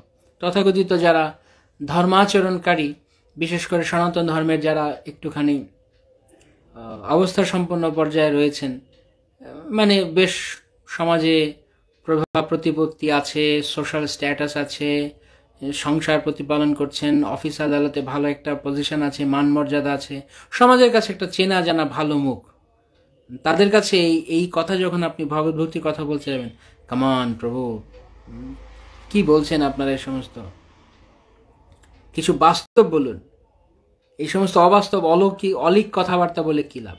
তাদের কাছে ভগবত ভক্তি অবাস্তব, ভগবানের কাছে শরণাগত হওয়া তাদের কাছে অবাস্তব। কিন্তু প্রকৃত পক্ষে ভগবানের শরণাগত হওয়াই বাস্তব, বাকি সবকিছু অবাস্তব। কেন? আপনি যার কাছে শরণাগত হন না কেন, সে কখনো না কখনো, কোনো না কোনো দিন, কোনো না কোনো পরিস্থিতিতে ফেল করবে। কৃষ্ণের নাম অচ্যুত, কৃষ্ণ ছাড়া বাকি সব চ্যুত, কৃষ্ণ একমাত্র অচ্যুত। কেননা ভগবানের নাম অচ্যুত কেন? ভগবান কখনো তার ভক্তকে রক্ষা করতে চ্যুত হন না, ব্যর্থ হন না, তাই তার নাম অচ্যুত। অচ্যুত চরণারবিন্দ, যার চরণের শরণ গ্রহণ করলে কখনো জীবের অধপতন হয় না, সে কখনো জীবাত্মা কখনো হারিয়ে যাবে না, তিনি হচ্ছেন অচ্যুত ভগবান। কিন্তু আপনি জগতে যারই শরণ গ্রহণ করুন, যে কোনো কিছু শরণ গ্রহণ করুন, যে কোনো কিছু কাছে আপনি সারেন্ডার করুন, আপনি ফেল করতে পারেন। কত লোক কত চিট ফান্ডে টাকা রাখে, ইন্স্যুরেন্স কোম্পানিতে কত কিছু করে, তারপর কি হঠাৎ করে একদিন দেখে যে সেই কোম্পানি উঠে গেছে, গেল, তাহলে কার কাছে সে ভরসা করলো? তারা মনে করছে টাকা পয়সাই শুধু বাস্তব, অর্থনৈতিক উন্নতি শুধু বাস্তব, যেখানে অর্থনৈতিক উন্নতি নেই তা অবাস্তব তারা ভাবছে। কিন্তু টাকাই কি সবকিছু আপনাকে দিতে পারে? হ্যাঁ, এই তো কিছুদিন আগে এই যে গত বছরটি গেল, পুরো 2020 সাল, প্রায় পুরো বছরটি জুড়ে এই যে সারা পৃথিবীতে যে মানে একটা জোয়ার বয়ে গেল, একটা ঢেউ হয়ে গেল, পৃথিবীকে ওলট পালট করে দিল এই কোভিড ভাইরাস। মানুষের কাছে কি টাকা ছিল না? লক্ষ লক্ষ কোটি কোটি ডলার কোটি মিলিয়ন বিলিয়ন ডলারের মালিক যারা, তারাও কি রেহাই পেয়েছে? তাহলে বাস্তব কি, রিয়ালিটি কি, বাস্তবতা কি? যদি টাকাই সবকিছু করতো তাহলে এটা বাস্তবতা তো আমরা দেখলাম না যে টাকা বাস্তবতা। কারণ মিলিয়ন ডলার মালিকও মারা গেছে কোভিডে, টাকা কি করবে? এইরকম ভাবে শুধু টাকাই নয়, জড়জাগতিক ভাবে যে কোনো কিছু যা কৃষ্ণ সম্পর্ক নেই, যাতে যা কৃষ্ণকে ভুলিয়ে দেয়, সেই সমস্ত বস্তু কখনো বাস্তব হতে পারে না। বাস্তবমাত্র বস্তুম, একমাত্র বাস্তব বস্তু হচ্ছে ভগবান শ্রীকৃষ্ণ। তিনি সমস্ত মঙ্গল প্রদান করেন, তিনি শিবদম, মঙ্গলময়, তিনি মঙ্গল প্রদানকারী। তাই ভগবানের চরণে শরণাগত হওয়াটাই হচ্ছে বাস্তব। তাই সকলেরই উচিত যে তাদের জীবনে, হ্যাঁ, কোনো না কোনো কিছু তাদের জড়জাগতিক জীবনে কিছু অর্জন থাকতে পারে, অর্থকরী, টাকা পয়সা, তাদের সামাজিক প্রতিষ্ঠা, মান মর্যাদা, এগুলো থাকতে পারে, আত্মীয় স্বজন, বন্ধু বান্ধব, বলা হচ্ছে না এগুলো আপনি ছেড়ে দিন, এগুলো দূর করে দিন, কিন্তু এগুলোর উপরই ভরসা করার নয়। ভরসা করতে হবে কৃষ্ণের কাছে। কারো এগুলোর থাকতে পারে, কিন্তু সেইগুলোতে যদি কাল এগুলো চলে যায়, সে সেন্সলেস হয়ে পড়ে যাবে না, সে অজ্ঞান হয়ে যাবে না, আমার সব চলে গেল। কারণ এই জগৎ থেকে তার কিছু পাওয়ার নেই, এই জগৎ তার কিছু দেওয়ার নেই, কিছু হারানোর নেই তার। সেই রকম ব্যক্তিদের কাছে শ্রীমদ্ ভাগবতম, তারা হচ্ছেন প্রকৃতপক্ষে নির্মৎসর। নির্মৎসর মানে কারো হিংসা করা, ঈর্ষা করা, শুধু তাই নয়, নির্মৎসর মানে এই জগতের প্রতিযোগিতায় তিনি নেই। কিন্তু এই জগতের নিরন্তর প্রতিযোগিতা চলছে, এর চেয়েও ভালো হবে, ওর চেয়েও ভালো হবে, কিন্তু ভক্ত এই ধরনের কোনো প্রতিযোগিতার মধ্যে তিনি নেই। কারণ তিনি জানতে পেরেছেন তার প্রকৃত সম্পর্ক হচ্ছে আমি ভগবানের নিত্য দাস। তাহলে এই জগতের কোনো বস্তু আমাকে কিভাবে সুখী করবে? তাই এই জগতে কিছু পাওয়ার জন্য তিনি কুকুর বেড়ালের মতো সংগ্রাম করেন না। আমরা বাস্তবতা হচ্ছে এই, হ্যাঁ, আপনাকে জীবন চালাতে গেলে কাজ করতে হবে, কাজ করে কিছু না কিছু কর্ম করে আপনাকে জীবিকা উপার্জন করতে হবে, কিন্তু সেই জীবিকা উপার্জন করতে গিয়ে কুকুর বেড়ালের মতো, গাধা গরুর মতো পরিশ্রম করতে বলা হয়নি। এটা মানুষ করছে, দিন রাত তারা ছুটে চলেছে অর্থের পেছনে। হ্যাঁ, কিছু সঞ্চয়ের দরকার রয়েছে, কিন্তু সঞ্চয় মানে এই নয় একেবারে সঞ্চয়ের পাহাড়, যে আমার 14 পুরুষ বসে যেন খেতে পারে, সেরকম সঞ্চয় নয়। জীবনে যতটুকু দরকার ততটুকু সচ্ছলভাবে চলার জন্য এনাফ। বাকি সময়টুকু জীবন ধারণ করে বাকি সময়টুকু পূর্ণরূপে ভগবানকে দেওয়ার জন্য, সেটি হচ্ছে বাস্তব জীবন। আর অবাস্তব জীবন হচ্ছে কুকুর বেড়ালের মতো ছুটোছুটি করে শুধু টাকার পেছনে ছুটোছুটি করা, অর্থনৈতিক উন্নতি সাধনের জন্য। যতটুকু জীবনে দরকার ততটুকু তার জীবনের প্রত্যেকটি সময় ভগবত সেবা ইনভেস্ট করার জন্য, ভগবানের নাম প্রচার ইনভেস্ট করার জন্য, ভগবত ভক্তির সবার কাছে ছড়িয়ে দেওয়ার জন্য। তাই জীবিকা উপার্জনের পর, জীবন ধারণের জন্য যতটুকু জীবিকা দরকার তা উপার্জনের পর বাকি সময়টুকু ভগবানের নাম শ্রবণ, কীর্তন, স্মরণ, প্রচার ইত্যাদিতে যুক্ত করা হচ্ছে। শ্রীমদ্ ভাগবতম সেই ধর্মের কথা বলছে। তাই তা শিবদম, তা মঙ্গল প্রদানকারী, তাপত্র উন্মূলনম, ত্রিতাপ ক্লেশ তা দূর করবে। এখন আমরা সবাই ত্রিতাপ ক্লেশে রয়েছি। শ্রীমদ্ ভাগবতের সূচনা হচ্ছে ভগবানের চরণে শরণাগতির মাধ্যমে। এই জড়জগতে সবাই এই ত্রিতাপ ক্লেশ ভোগ করছে, কিন্তু যখনই কেউ ভগবানের কাছে শরণাগত হবে তার নিত্য প্রভুর কাছে, তখন তার সমস্ত ক্লেশ দূরীভূত হয়ে যাবে। এখন প্রশ্ন করতে পারেন কেউ, কই আমি তো শরণাগত হলাম, আমার তো দূরীভূত হয়নি। প্রথম কথা হচ্ছে, আমি কি পূর্ণরূপে শরণাগত হয়েছি? বি অনেস্ট, আমি কি সম্পূর্ণরূপে শরণাগত হয়েছি যে আমি ত্রিতাপ ক্লেশ আমার সঙ্গে সঙ্গে চলে যাবে? আমি তো পূর্ণরূপে শরণাগত হইনি। হয়তো ভক্তি করছি, মালা তিলক করছি বলে মনে হচ্ছে, কিন্তু করিনি, তাই যাচ্ছে না। দ্বিতীয় কথা হচ্ছে যে ভগবানের চরণে যিনি শরণ গ্রহণ করেছেন তার সমস্ত ত্রিতাপ ক্লেশ চলে যায়। কিরকম? ত্রিতাপ ক্লেশগুলো তার কাছে আসে না এমন নয়, কিন্তু ক্লেশের অনুভূতি তার থাকে না। বোঝা যাচ্ছে? এই জড়জগৎটি, এইটি ত্রিতাপ ক্লেশের জায়গা। তাই ভক্তের জীবনে দুঃখ আসে না এমন নয়, ভক্তের জীবনে দুঃখ আসবে, কিন্তু ভক্ত কৃষ্ণ ভাবনায় এতটাই মগ্ন থাকেন যে সেই দুঃখগুলো তার কাছে অনুভব থাকে না। এর নাম হচ্ছে তিনি ত্রিতাপক্লেশ থেকে মুক্ত হন। এমন নয় যে ভক্তের পেট খারাপ করে না, ভক্তের গা গরম করে না, ভক্তের মাথা ব্যথা করে না, বা ভক্তের ঠান্ডার দিনে ভক্তের গরম লাগে, এমন নয়, বা ভক্তের ভক্ত যে এরিয়াতে আছেন সেই এরিয়াতে কখনো জলোচ্ছ্বাস হবে না, ঝড় ঝঞ্ঝা হবে না, ভূমিকম্প হবে না, তা নয়। কিন্তু এগুলোর দ্বারা তিনি প্রভাবিত হন না। জড়জাগতিক লোক এই ত্রিতাপক্লেশের দ্বারা নিরন্তর দগ্ধীভূত হচ্ছে। মানসিক যন্ত্রণা, শারীরিক কষ্ট, কেউ দুঃখ দিয়েছে, আঘাত দিয়েছে, মনে বেদনা পেয়েছে। যে যত কম কৃষ্ণ ভাবনাময় তার কাছে এই ক্লেশগুলো তত বেশি রকম গাঢ়, তত বেশি গাঢ়, তত গভীরে গিয়ে তাকে ক্ষত দেয়। যে যত বেশি কৃষ্ণ ভাবনাময় তার কাছে এগুলো কোনো ব্যাপার না, কে তাকে কি বলেছে, কি করেছে, কারণ সে জানে এটাই জড়জগতের ধর্ম। যতক্ষণ as long as we are in this material world we have to undergo all these calamities, এই সমস্ত যন্ত্রণা আমাদেরকে পেতে হবে আমরা যতক্ষণ এই জড়জগতে রয়েছি। আমি চাইলে সেগুলো দূর করতে পারবো না, কারণ এটি নিয়ে জড়জগৎ গঠিত। কিন্তু ভক্ত এই ত্রিতাপক্লেশের ঊর্ধ্বে উঠে যান, কেননা তিনি শ্রী ভগবানের চরণে শরণাগত হন। যেই না তিনি ভগবানের চরণে শরণাগত হন এবং ভগবানের সঙ্গে তার নিত্য সম্পর্ক উপলব্ধি করতে পারেন, জীব কৃষ্ণদাস এই বিশ্বাস করলে তো আর কি দুঃখ নাই। কেন দুঃখ পাচ্ছি? কেন?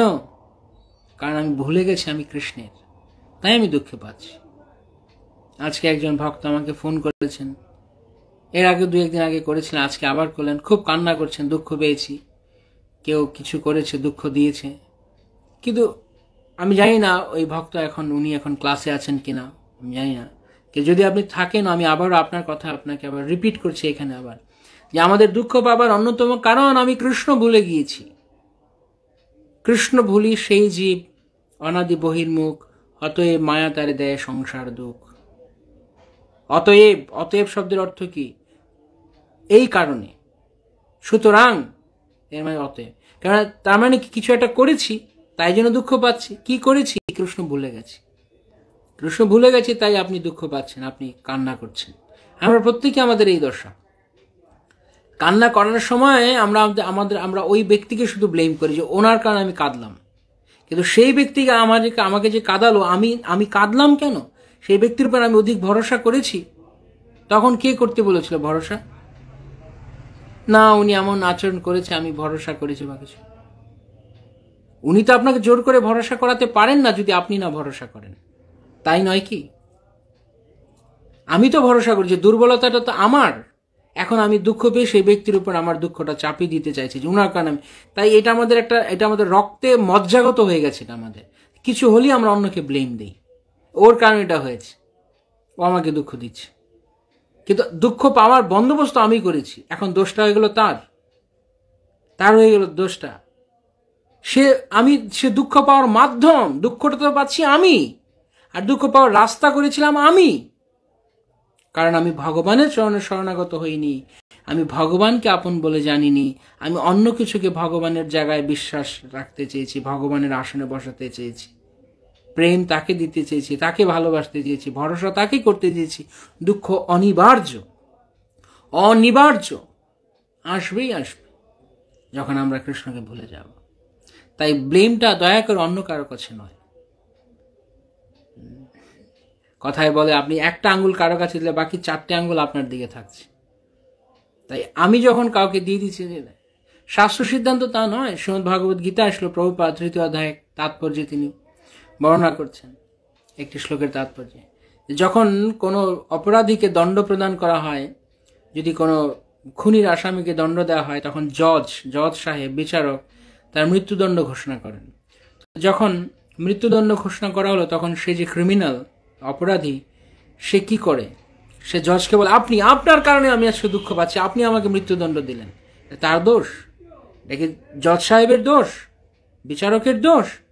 আমি খুন করে এসেছি, আমি দণ্ড পাচ্ছি, ওনার কি দোষ? উনি শুধু রায় ঘোষণা করেছেন, ওনার দোষ হয়ে গেল। আবার যে জল্লাদ সে ফাঁসিটি কার্যকর করছে, মৃত্যুদণ্ডটি কার্যকর করছে, সে জল্লাদকেও তো দোষ দেওয়া নেই। জল্লাদ আমাকে আমার মৃত্যুদণ্ড কার্যকর করলো, আমি চোখের সামনে দেখতে পেলাম যে ও আমাকে মারলো, তাই বলে ও দোষী? না আমি আমার কোনো কর্মের ফলে এখন এই দোষটা পাচ্ছি? কি মনে হয় আপনাদের? ঠিক তদ্রূপ আমরা দুঃখ পাওয়ার ইমিডিয়েট কারণকে দোষ দিচ্ছি, কিন্তু দুঃখটা আরেক জায়গায়, আমি দুঃখের বীজ বপন করে এসেছি অন্য কোনো জায়গায়, এখন দোষটা দিচ্ছি তাকে। এটা কি ঠিক হচ্ছে? এটা কি বুদ্ধিমানের কাজ? বুদ্ধিমান ব্যক্তি এরকম কথা বলে? মৃত্যুদণ্ড যারা পায় মূর্খ, যে জল্লাদ আমাকে দুঃখ দিয়েছে। তাই আমি এক জায়গা থেকে আমি কর্ম করে এসেছি বলে একদম সেই ব্যক্তি যাকে আমি দুঃখ দিলাম সেই যে আমাকে দুঃখ দিতে হবে এরকম কোনো কথা নেই। কর্মের বিধান এত জটিল, একমাত্র যমরাজ জানেন, আর কেউ না, এটা কিভাবে কর্মচক্র কাজ করে। আমি যাকে দুঃখ দিয়েছি কেবল যে তার কাছ থেকে দুঃখ পেতে হবে এমন না, আমার দুঃখটি ডিউ থাকবে, আমি অন্য কারো কাছ থেকে পাবো, পাওনা থাকবে আমার। যাকে দুঃখ দিলাম তার কাছ থেকে দুঃখ পেতে হবে এমন না, কর্ম আমার ভোগ করা নিয়ে কথা, আমাকে অন্য কোনো মাধ্যমে দেবে। কিন্তু যখন আমি আরেকজনের কাছে দুঃখ, যার কাছ থেকে আমি দুঃখ পাচ্ছি, আমি হচ্ছে আমাকে কেন দুঃখ দিলাম, আমি তাকে এত বিশ্বাস করলাম, কিন্তু তার আগে যে আমি আরেকজনকে অবিশ্বাস করে এসেছি, অথবা আমি আরেক জায়গায় আরেকটা পাপ কর্ম করে এসেছি, সেটা তো তোলা রয়েছে না। এখন এই ব্যক্তিকে মাধ্যম করা আছে, তাই এই ব্যক্তিকে দোষ দেওয়ার কি আছে? যেমন আমি প্রায়শই যেমন উদাহরণ দিয়ে থাকি পোস্টম্যান যখন আপনার কাছে কোনো চিঠি ডেলিভারি করেন, সেই চিঠিতে আপনার অনেক ভালো কথা থাকে, তখন আপনি পোস্টম্যানকে মিষ্টি খাওয়ান? কেউ খাওয়ায় না। আবার সে একই পোস্টম্যান যদি কোনো দুঃসংবাদ নিয়ে আসে আমার জন্য, কোনো দুঃখের সংবাদ বা খারাপ সংবাদ, আমি তাকে ধরে মারবো নাকি যে আপনি কেন আমাকে চিঠি দিলেন, এই চিঠিতে এই লেখা আছে? এটা মানে হাস্যকর ব্যাপার। পোস্টম্যানের কি দোষ? উনি তো শুধু সংবাদটা বহন করে এনেছেন। সিমিলারলি যখন কি আমরা কারো কাছে দুঃখ পাচ্ছি, তিনি আমার বাহক মাত্র আমার কর্মের, আমি অন্য জায়গায় কর্ম করে এসেছি। তাই ভক্ত ধৃতাপ্রেষের ঊর্ধ্বে, এটা খুব ইন্টারেস্টিং ব্যাপার। আমি জানি না হয়তো কতজন এটা ধরতে পারছেন যে এটা কিভাবে ধৃতাপ্রেষের ঊর্ধ্বে হলো। কারণ তৎক্ষণাৎ ভক্ত ক্লেশ পেলেই জানেন যে আমি কৃষ্ণকে ভুলে গেছিলাম, আমারই দোষ। এবং মজার ব্যাপার হচ্ছে এই কথা মনে করার দ্বারা ভক্তের লাভ হচ্ছে। কেন লাভ হচ্ছে? তৎক্ষণাৎ দুঃখ পাওয়ার সঙ্গে সঙ্গে তিনি কৃষ্ণকে স্মরণ করছেন যে ভগবান আমি তোমাকে ভুলে গেছিলাম বলে আমি দুঃখ পেয়েছি, ক্ষমা চাই, আর নয়, আর ভুল করবো না, কানে ধরছি, আমি তোমাকে সর্বদা আমার স্মৃতিতে রাখবো।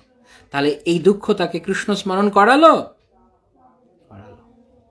তাই দুঃখ পেয়ে কান্নাকাটি করে, গড়াগড়ি দিয়ে, অভিমান করে, খাটের কোণা ধরে বসে থেকে এই সমস্ত কান্নাকাটি করে কোনো লাভ নেই।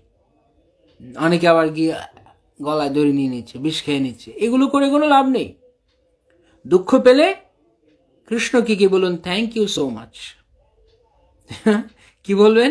Thank you so much Krishna, বদমাশি করেছি, বদমাশির ফল পাচ্ছি, ভালো করেছ যে তুমি আমাকে এই কর্মটার ফলটা দিয়ে দিলে, নয়তো আমি যন্ত্রণা পেতাম। যখন অশ্বত্থামা যখন পাণ্ডবদের 5 পুত্রকে রাতের অন্ধকারে মারল, তখন এরপর অশ্বত্থামাকে অর্জুন ধরলেন, ব্রহ্মাস্ত্র নিক্ষেপ হলো 2 পক্ষ থেকে। তো শেষ পর্যন্ত অর্জুন তাকে ধরলেন, মেরে ফেলতে চাইল ভীম। তখন ভগবান তিনি বিচার করলেন, তিনি আলাপ আলোচনা তখন চলছে, কি বলে এটা কি বলে এটাকে, হ্যাঁ, তখনও জল্পনা কল্পনা আলাপ আলোচনা চলছে, কি মারবে কি মারবে না। তো তার মধ্যে একটা পয়েন্ট ছিল যে একে মেরে ফেলা উচিত, কারণ হচ্ছে এর যে কর্মটি সে করেছে, এই কর্মের দ্বারা এই যে 5 জন ইনোসেন্ট বাচ্চাকে সে মারলো, তার ফলে পরবর্তী জন্মে তাকে অনেক দুঃখ পেতে হবে মৃত্যুর পর। তার চেয়ে এখন ওকে মেরে ফেলে ওর কর্মটা লাঘব হয়ে গেল। এটা একটা যুক্তি ছিল। যাই হোক, তারপর অশ্বত্থামাকে মারেনি, যেহেতু গুরুপুত্র ছিল, মাথার মণিটি শুধু কেটে নেওয়া হয়। তো কথা হচ্ছে যে যখন আমরা কখনো কোনো দুঃখ পাবো, তখন কৃষ্ণকে থ্যাংক ইউ বলা উচিত। কারা কারা থ্যাংক ইউ বলবেন? বা আপনাদের জীবনে কোনো দুঃখ কষ্ট পেলে এখন থেকে আপনারা কারা অন্তত থ্যাংক ইউ বলার প্র্যাকটিস করবেন? অন্তত এটা জানার পর যে না, আমি আসলে যে কথাটি মানে যে যে বিষয়টি আমি বুঝতে পারছি, আসলে আমাকে থ্যাংক ইউ বলা উচিত কৃষ্ণকে। কারণ এগুলো যদি থেকে যায় জীবনে, তাহলে অনেক যন্ত্রণা পেতে হবে, অনেক ভুগতে হবে। কবে যাবে? যত তাড়াতাড়ি কর্ম কমে যায় ততই ভালো।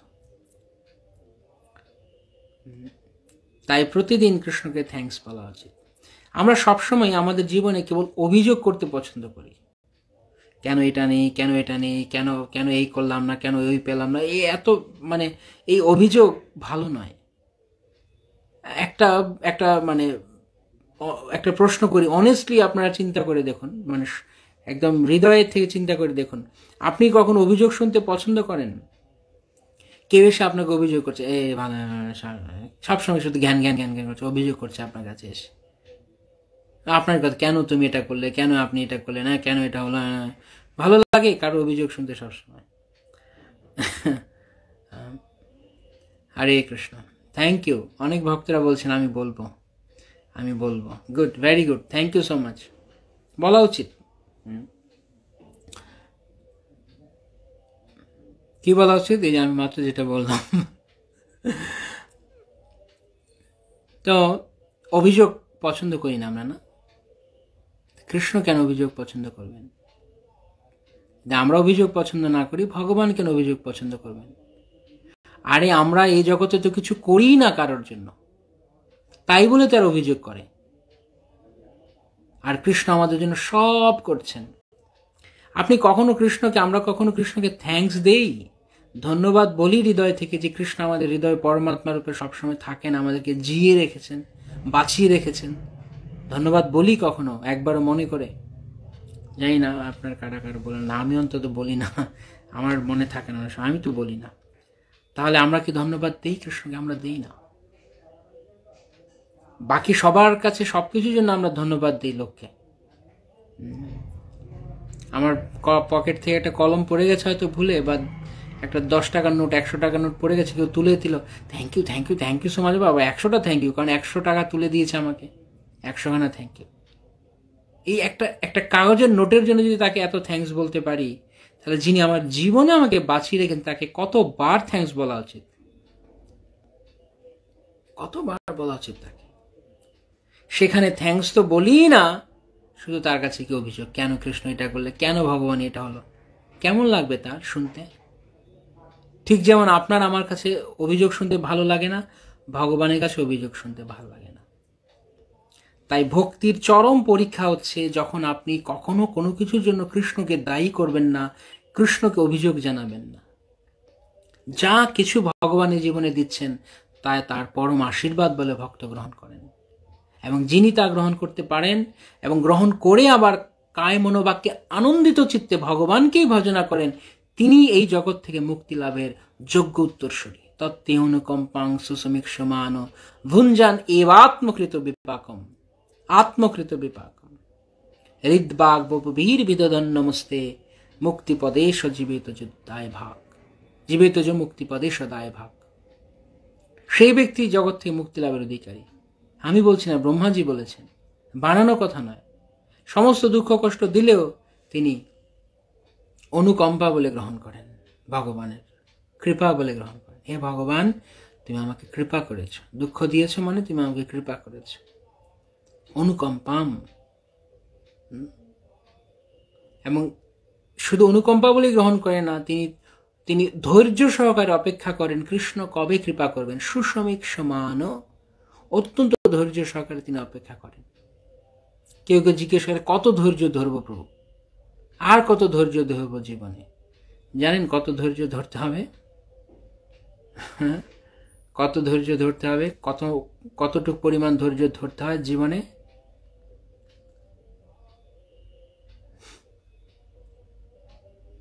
আনলিমিটেড।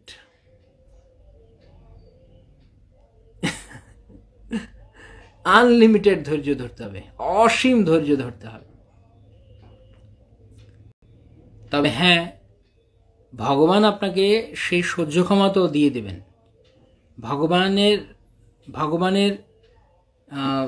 ভগবানের বোধ জ্ঞান আছে। ভগবান মানে অন্যায় করেন না। তিনি যখন কাউকে কষ্ট দেন, তার সহ্য ক্ষমতার রেঞ্জের মধ্যেই তাকে কষ্ট দেন, তার বাইরে তিনি তাকে কষ্ট দেন। আমরা অনেক সময় নিজেরা সেটাকে মানে সেটাকে পাকিয়ে সেটাকে আরো জটিল করি, মানে অনর্থক মনে করি এটা আমার সহ্যের অতীত কষ্ট, কিন্তু ভগবান সহ্যের মধ্যেই দেন। যেহেতু আমাদের ভগবানের উপর ভরসা নেই, তাই আমরা মরে যাই, কিন্তু ভগবান সহ্য ক্ষমতার মধ্যে দেন। তো যারা এই প্রকৃত তত্ত্ব জানে না তারা দুঃখ পায়। যারা জানে না যে এই দুঃখগুলো ভগবান তাকে তার কাছে শরণাগত হতে দিচ্ছেন। আর যদি আমি অভিযোগ করি আমার কিছু লাভ হবে না তাদের অভিযোগ করে, কেননা আমার কর্ম তো আমাকে ভোগ করতেই হবে। বরং অভিযোগ করে আমি মুক্তি লাভের যে জায়গা ছিল, ভগবানের কাছে ফিরে যাবার জায়গা, সেখান থেকে আমি বাতিল হয়ে গেলাম, ডিসকোয়ালিফাইড হয়ে যাব আমি। সে কোয়ালিফাইড মুক্তি পদে, জীবিত যে মুক্তি পদে সদায় ভাগ, সেই মুক্তি লাভের জন্য কোয়ালিফাইড। এটা তার বলা, সেটা তার দাবি হয়ে দাঁড়ায় যে এইভাবে ভগবত ভক্তি করে। দুঃখ কষ্ট পেলেও ভগবানকে অভিযোগ না জানিয়ে ধৈর্য সহকারে হৃদ বাক বপু ভীর বিধদন্য মতে কায় মন এবং বাক্যে ভগবানের প্রতি শরণাগত থাকে। তো সেই জন্য এখানে বলা আছে তাপত্র উন্মূলনম। কেন তাপত্র উন্মূলনম? শ্রীমদ্ ভাগবতম। কেননা শ্রীমদ্ ভাগবতম আপনাকে জড়জগতের হিসাব নিকাশে যেতে দিচ্ছে না। জড়জগতের হিসাব নিকাশ থেকে বাইরে বেরিয়ে আসুন, ভগবানের কাছে শরণাগত হন। এইটি হচ্ছে শ্রীমদ্ ভাগবতমের বাণী। কাউকে অমুকের দোষ তমুকের দোষ, এই কারণে এই হয়েছে, ওই কারণে এই হয়েছে, এইগুলো ভাগবত বোঝায় না। সেটি অন্যান্য গ্রন্থে থাকতে পারে। যেমন এই দেবদেবীর পূজা করে এই ফল পাবে, কেন পেলাম না? তাহলে আপনি সেই পুরাণকে গিয়ে জিজ্ঞাসা করতে পারেন। কিন্তু শ্রীমদ্ ভাগবতমে এই কথাই নেই। শ্রীমদ্ ভাগবতে এই সমস্ত পূজার কোনো কথাই নেই। কেন শ্রীমদ্ ভাগবত বলছে তুমি কেবল কৃষ্ণের শরণাগত হও, তুমি দুঃখ পাবে কি সুখ পাবে doesn't matter, it doesn't matter at all. কেননা সুখ এবং দুঃখ এই জগতেরই রোজ দিনকার আবহাওয়া।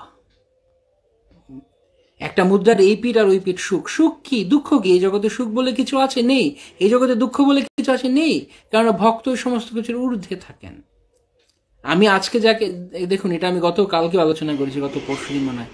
সুখ কাকে মনে করছি আমরা? কোন জিনিসকে সুখ মনে করছি, কোন ব্যক্তিকে সুখকর মনে করছি, কোন পরিবেশকে সুখদায়ক মনে করছি? যখন তা আমার অনুকূলে রয়েছে। সে একই ব্যক্তি, বস্তু, পরিস্থিতি যখন আমার প্রতিকূলে চলে যাচ্ছে, আমি তাকে দুঃখ মনে করছি। তাহলে এই সুখের কোনো আদৌ কোনো বাস্তব অস্তিত্ব আছে? এই সুখের কোনো বাস্তবতা আছে? নেই।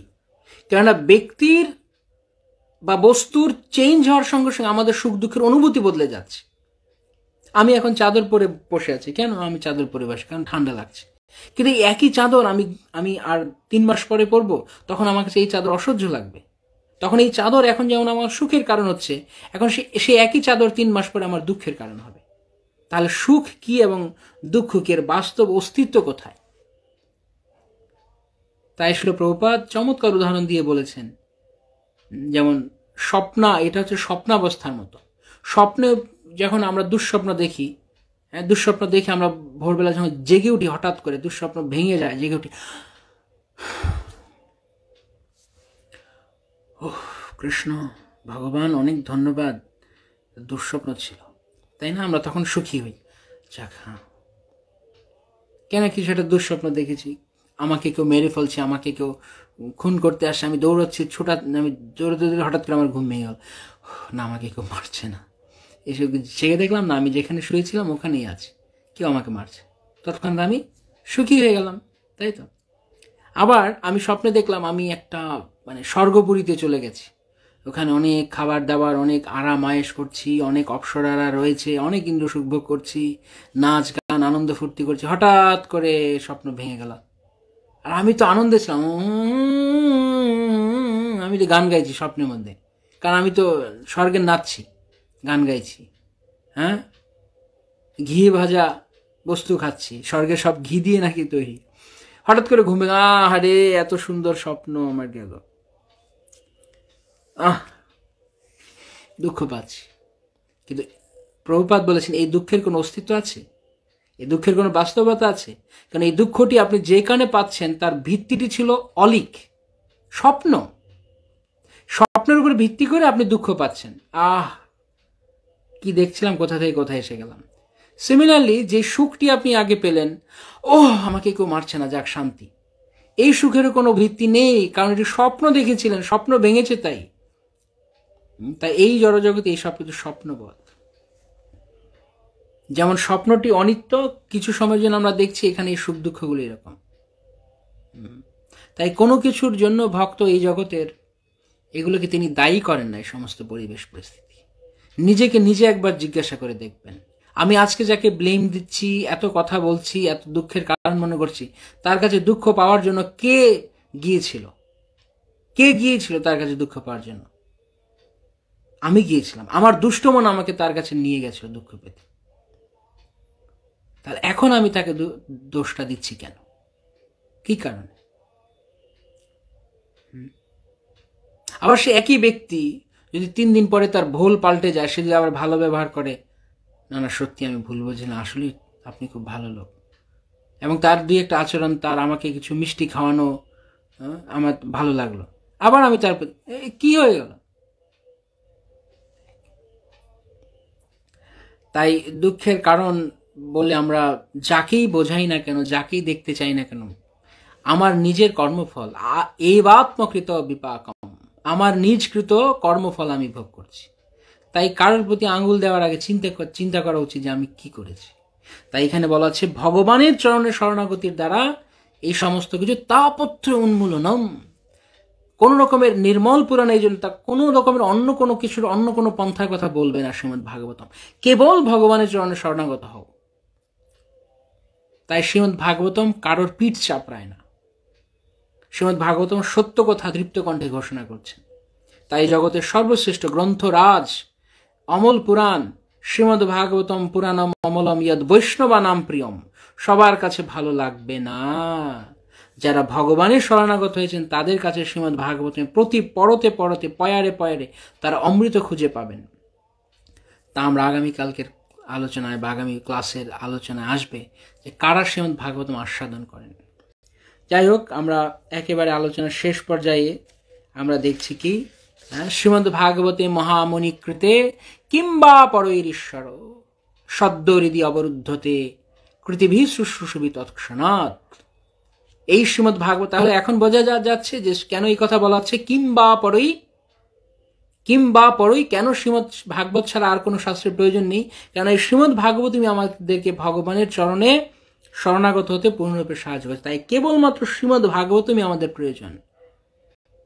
শ্রীমদ্ ভাগবতম আপনাকে তোয়াবে না, আপনাকে তোয়াজ করবে না, সত্য কথা বলবে, তুমি রাস্কেল। যেমন প্রভুপাদ প্রায়ই বলতেন, ইউ আর স্টুপিড রাস্কেল। তো শ্রীমদ্ ভাগবতম বলছে তুমি বদমাস, তুমি মূর্খ, কারণ তুমি ভগবানের চরণে শরণাগত হচ্ছেন, তাই তুমি দুঃখ পাচ্ছ। চিত্রগুপ্ত মহারাজের কথা শ্রীমদ্ ভাগবতমে রয়েছে, ধ্রুব মহারাজের কথা শ্রীমদ্ ভাগবতমে রয়েছে, প্রহ্লাদ মহারাজের কথা শ্রীমদ্, আপনি ভাগবতের যে কোনো উপাখ্যানে যান না কেন, সেখানে কর্কশ ভাষায় বলা হচ্ছে। রাজা পুরঞ্জনের কাহিনীতে তো আরো কর্কশভাবে নারদমণি রাজা প্রাচীন বহিষ্যৎকে বলছেন। তো সেই সমস্ত কাহিনী যখন আমরা পড়ব, তখন আমরা দেখব যে কিভাবে শ্রীমদ্ ভাগবতম বারংবার মনে করে দিচ্ছে শ্রীমদ্ ভাগবতম হচ্ছেন প্রকৃত বৈরাগ্যের গ্রন্থ। এই জড়জগৎ ছাড়ো, কৃষ্ণকে ভালোবাসো। জীব কৃষ্ণ দাস এই বিশ্বাস করলে তো আর দুঃখ নাই। কে আমাকে দুটো কথা বলে, সে আমার কি লাগে? আমার কিছুই লাগে না। কে আমাকে হৃদয় আঘাত দিল, সে কে? সে আমার কিছুই না। তার কথা আমি মুখ কালো করে বসে আছি, সে কে? আমার কিছু না। অথচ আমি মনে দুঃখ পেয়ে যে চুপ করে আমি যে ভগবানের সেবা না করে বা আমি মনে দুঃখ নিয়ে বসে আছি, সময়টা যাচ্ছে কার? একবার আমরা চিন্তা করে দেখা উচিত যে প্রত্যেকটা মুহূর্ত জীবনে কত দামি। সেখানে আমি কোনো পরিস্থিতির কারণে, কোনো ব্যক্তির কারণে অভিমান করে কান্নাকাটি করছি। আজকে যে ভক্ত ফোন করেছে, উনি বলছে আমি ভগবানে মন দিতে পারছি না। আমি বুঝতে পারছি ওনার কষ্ট, উনি মন দিতে পারছেন, কিন্তু আমি ওনাকে এইটাই বললাম, আপনাকে মন দিতে হবে। আপনি আপনার ভালো লাগুক কি না লাগুক, মন দিতে হবে, কারণ আপনি আপনার সময় অপচয় করছেন। সময় অপচয় করছেন, এই সময় আর ফিরে পাবেন না। একদিন কপাল চাপড়াতে হবে যে আমি কেন সময় পেলাম না।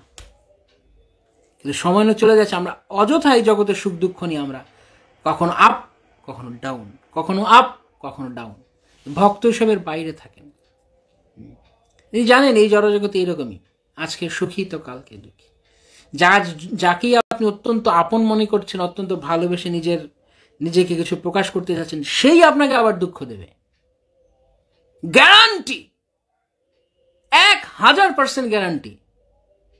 কেবলমাত্র ভগবান এবং ভগবানের শুদ্ধ ভক্ত ছাড়া, আমার মতো মালা তিলকধারী ভণ্ড নয়, শুদ্ধ ভক্ত যারা, তারা ছাড়া। কৃষ্ণ ভক্তি, কৃষ্ণ ভক্ত, জগতে এই ত্রিসত্য, সেটা ভক্তিকৃষ্ণ সরস্বতী ঠাকুর প্রভুপাদ বলেছেন। এছাড়া বাকি সব মিথ্যা, আপনাকে দুঃখ দেবেই দেবে, যে হোক না কেন।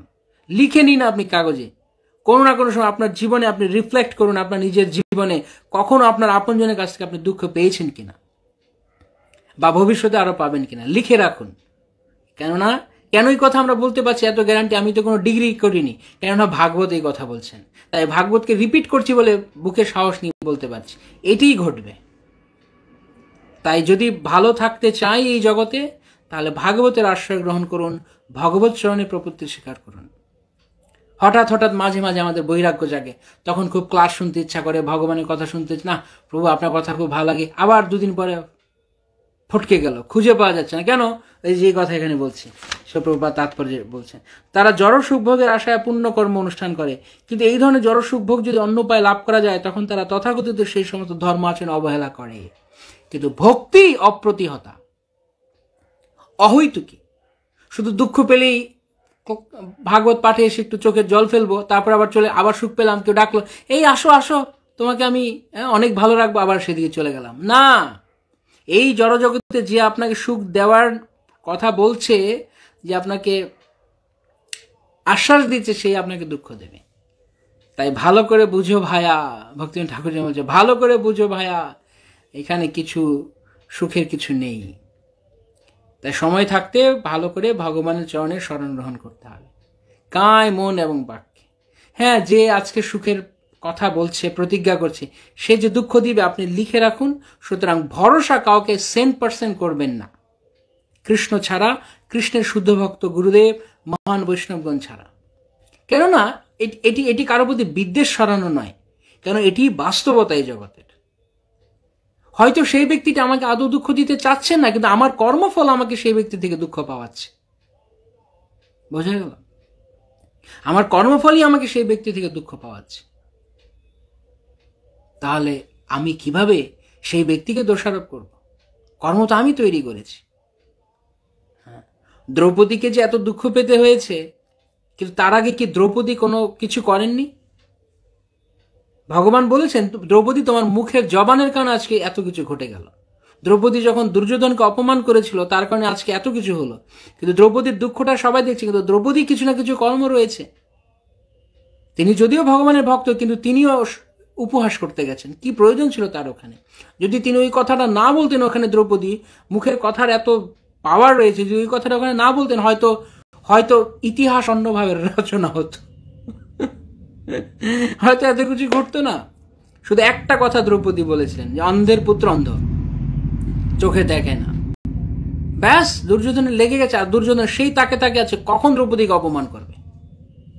হ্যাঁ, যেমন কর্ণকে বলেছিল, কর্ণ সুতপুত্র, কর্ণ সেই প্রতিযোগিতায় যেন অংশগ্রহণ না করে। কোনো না কোনো জায়গায় তিনিও কাউকে অপমান করেছেন, তাই তাকে অপমানিত হতে হয়েছে। সবকিছুর পেছনে হিস্ট্রি রয়েছে। কোনো কিছু জগতে কার্য বিনা কারণ নাহি ঘটে মোহিতে, একটা কথা আছে। জগতে কার্য ছাড়া কারণ ঘটে না, কারণ ছাড়া কার্য ঘটে না, কারণ থাকে একটা। তাই দুঃখ পেলেই কাউকে ব্লেম দেওয়া নয়, দুঃখ পেলে আগে নিজের দিকে দেওয়া।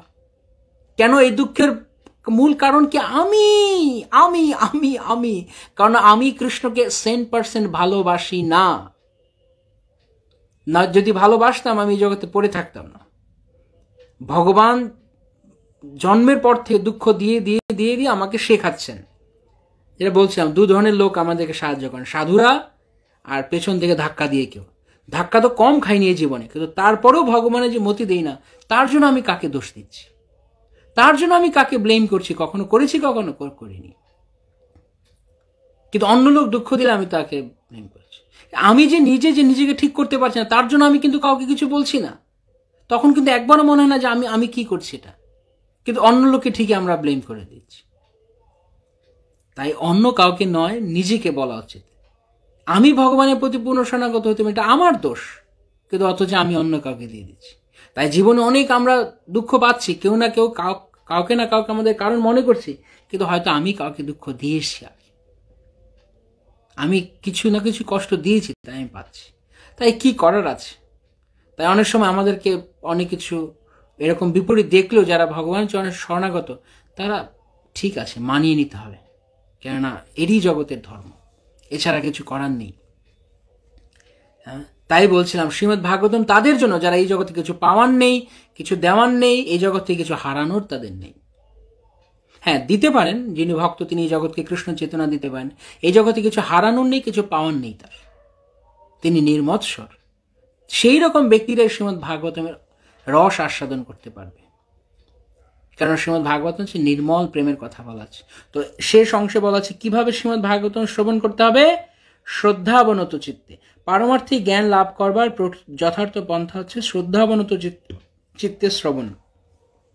উদ্ধত ভাব সম্পন্ন হলে এই অপ্রাকৃত বাণী হৃদয়ঙ্গম করা যায় না।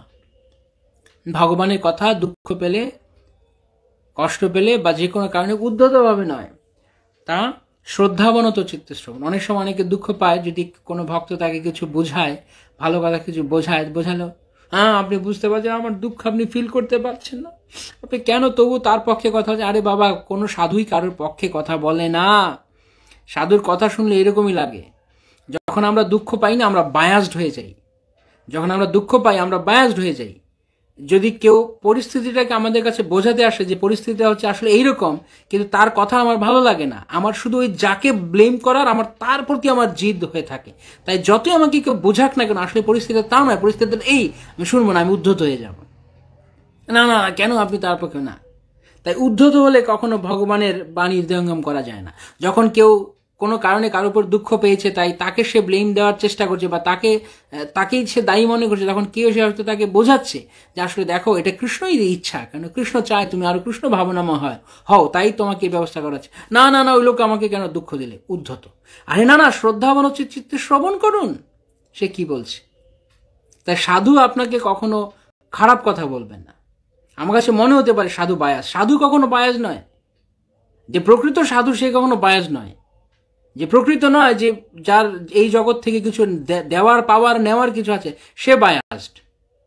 এই প্রকৃত সাধু কখনো পক্ষপাত দুষ্ট নন, তিনি আপনাকে কৃষ্ণ ভাবনার কথা বলবেন। তাই সুখ পান, দুঃখ পান, সুখে সুবিগত প্রিয়, দুঃখে অনুদ্বিগ্ন মানা। সুখ পেলে লাফালাফি হুড়োহুড়ি দৌড়াদৌড়ি করাই নয়, আবার দুঃখ পেলে একেবারে মুর্শে পড়বো তাও নয়। এগুলো সব ভগবানের আয়োজন। এইগুলো সব আমাদের কর্ম অনুযায়ী আসতেই থাকবে। সুখটাও আমাকে কোনো বিশেষ কোনো ফেভার করা হচ্ছে না যে আমি সুখ পাচ্ছি। সুখ আমারই কর্মে আসছে, তদ্রূপ দুঃখটি আমারই কর্মে আসছে। আমাকে ইচ্ছা করে জবরদস্তি ভগবান কোনো মানে কি বলে এটাকে, ভগবান কাউকে দুঃখ দিয়ে আনন্দ পান এরকম ব্যক্তি নন তিনি। আমার কর্মই আমি ভোগ করছি। দুঃখ আসলে তো সঙ্গে সঙ্গে ব্লেম করে দিলাম, কিন্তু যখন সুখে থাকি তখন তো একবারও ভগবানের কাছে কি বলি না, ভগবান তুমি আমাকে কত কত সুখ দিচ্ছ, থ্যাংক ইউ সো মাচ, তখন তো বলি না, কিন্তু দুঃখ পেলেই তখন। তো সেই জন্য ভগবত কথা, ভগবত বাণী তার ধৈর্য সহকারে, একাগ্রতা সহকারে শ্রবণ করা উচিত। তাই উদ্ধত চিত্তে নয়, উদ্ধত ভাব সম্পন্ন হলে এই অপ্রাকৃত বাণী হৃদয়ঙ্গম করা যায় না। যথার্থভাবে এই জ্ঞান আহরণ করা সম্বন্ধে শুশ্রূষু শব্দটি ব্যবহার করা হয়েছে। এই অপ্রাকৃত বাণী শ্রবণ করার জন্য ঐকান্তিকভাবে উৎকণ্ঠিত হতে হবে। নিষ্ঠা ভরে তা শ্রবণ করাই হচ্ছে এই জ্ঞান আহরণের প্রাথমিক যোগ্যতা। কি? নিষ্ঠা ভরে জ্ঞান এইটি শ্রবণ করাই হচ্ছে এই জ্ঞান আহরণের প্রাথমিক। তাহলে শ্রীমদ্ ভাগবতম গ্রহণ করার প্রাথমিক যোগ্যতা কি? এটা প্রাথমিক, আরো যোগ্যতা থাকবে। প্রাথমিক কি? নিষ্ঠা ভরে শ্রবণ করা, একাগ্র চিত্তে। শুশ্রূষু এই অপ্রাকৃত বাণী শ্রবণ করার ঐকান্তিকভাবে আগ্রহী হতে হবে। ঐকান্তিক হতে হবে। ঐকান্তিক মানে কি? আমি এর আগে একদিন বলেছিলাম। কার মনে আছে ঐকান্তিক মানে কি? কার মনে আছে তাহলে লিখতে পারেন। ঐকান্তিক মানে কি? ঐকান্তিকভাবে শ্রবণ করার আগ্রহ থাকতে হবে তার। যে সমস্ত মানুষ দুর্ভাগা তারা এই শ্রীমদ্ ভাগবতম শ্রবণে বিন্দুমাত্র উৎসাহী নয়। চমৎকার কথা, খুব ভালো লেগেছে আমার এই কথাটা। দুটো শব্দ, দুর্ভাগা আর আগ্রহী নয়।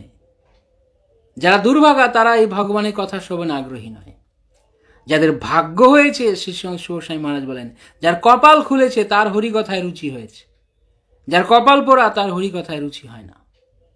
তার জগতের অন্যান্য মায়ার কচকচিতে তার রুচি, অন্য কথায় রুচি, গল্প, সিনেমা, এই সেই এসবের রুচি তার, পরনিন্দা, পরচর্চা, এইসবে তার রুচি। কিন্তু যার রুচি জাগ্রত হয়েছে, সৌভাগ্য উদিত হয়েছে, তার কৃষ্ণ কথায় রুচি হবে। কিভাবে কৃষ্ণ কথায় রুচি আসে তা আমরা দ্বিতীয় অধ্যায়ে আলোচনায় আসবে। ভগবানের কথায় রুচি পাবার টিপস, টেকনিক। তো এভাবে যারা দুর্ভাগা তারা এই ভগবানের কথা শ্রবণে তাদের কখনো রুচি হয় না। One pointed determination, thank you so much. একাগ্র চিত্তে, ওয়ান পয়েন্ট, ঐকান্তিক, এক।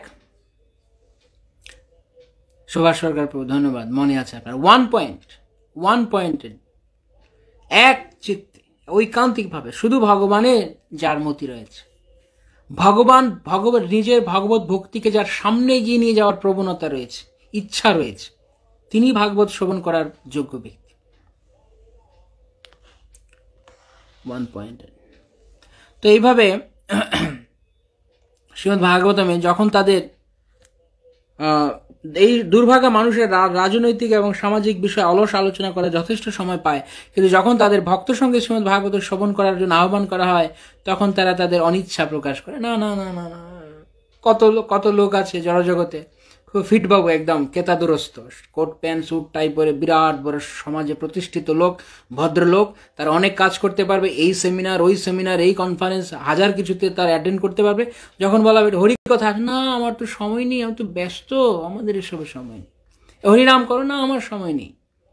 সারাদিন ভূতের বেগার খাটছে, অযথা খাটছে, অবাস্তব বস্তুর পিছনে খাটছে, অথচ বাস্তব বস্তুর পিছনে 5 মিনিট তারা সময় দিতে পারে না, অবাস্তব বস্তুর পিছনে ছুটে যাচ্ছে। আরে মরে গেলে তখন তোমার এই বস্তুগুলো যার পিছনে তুমি ছুটে চলছে তোমাকে কি করবে?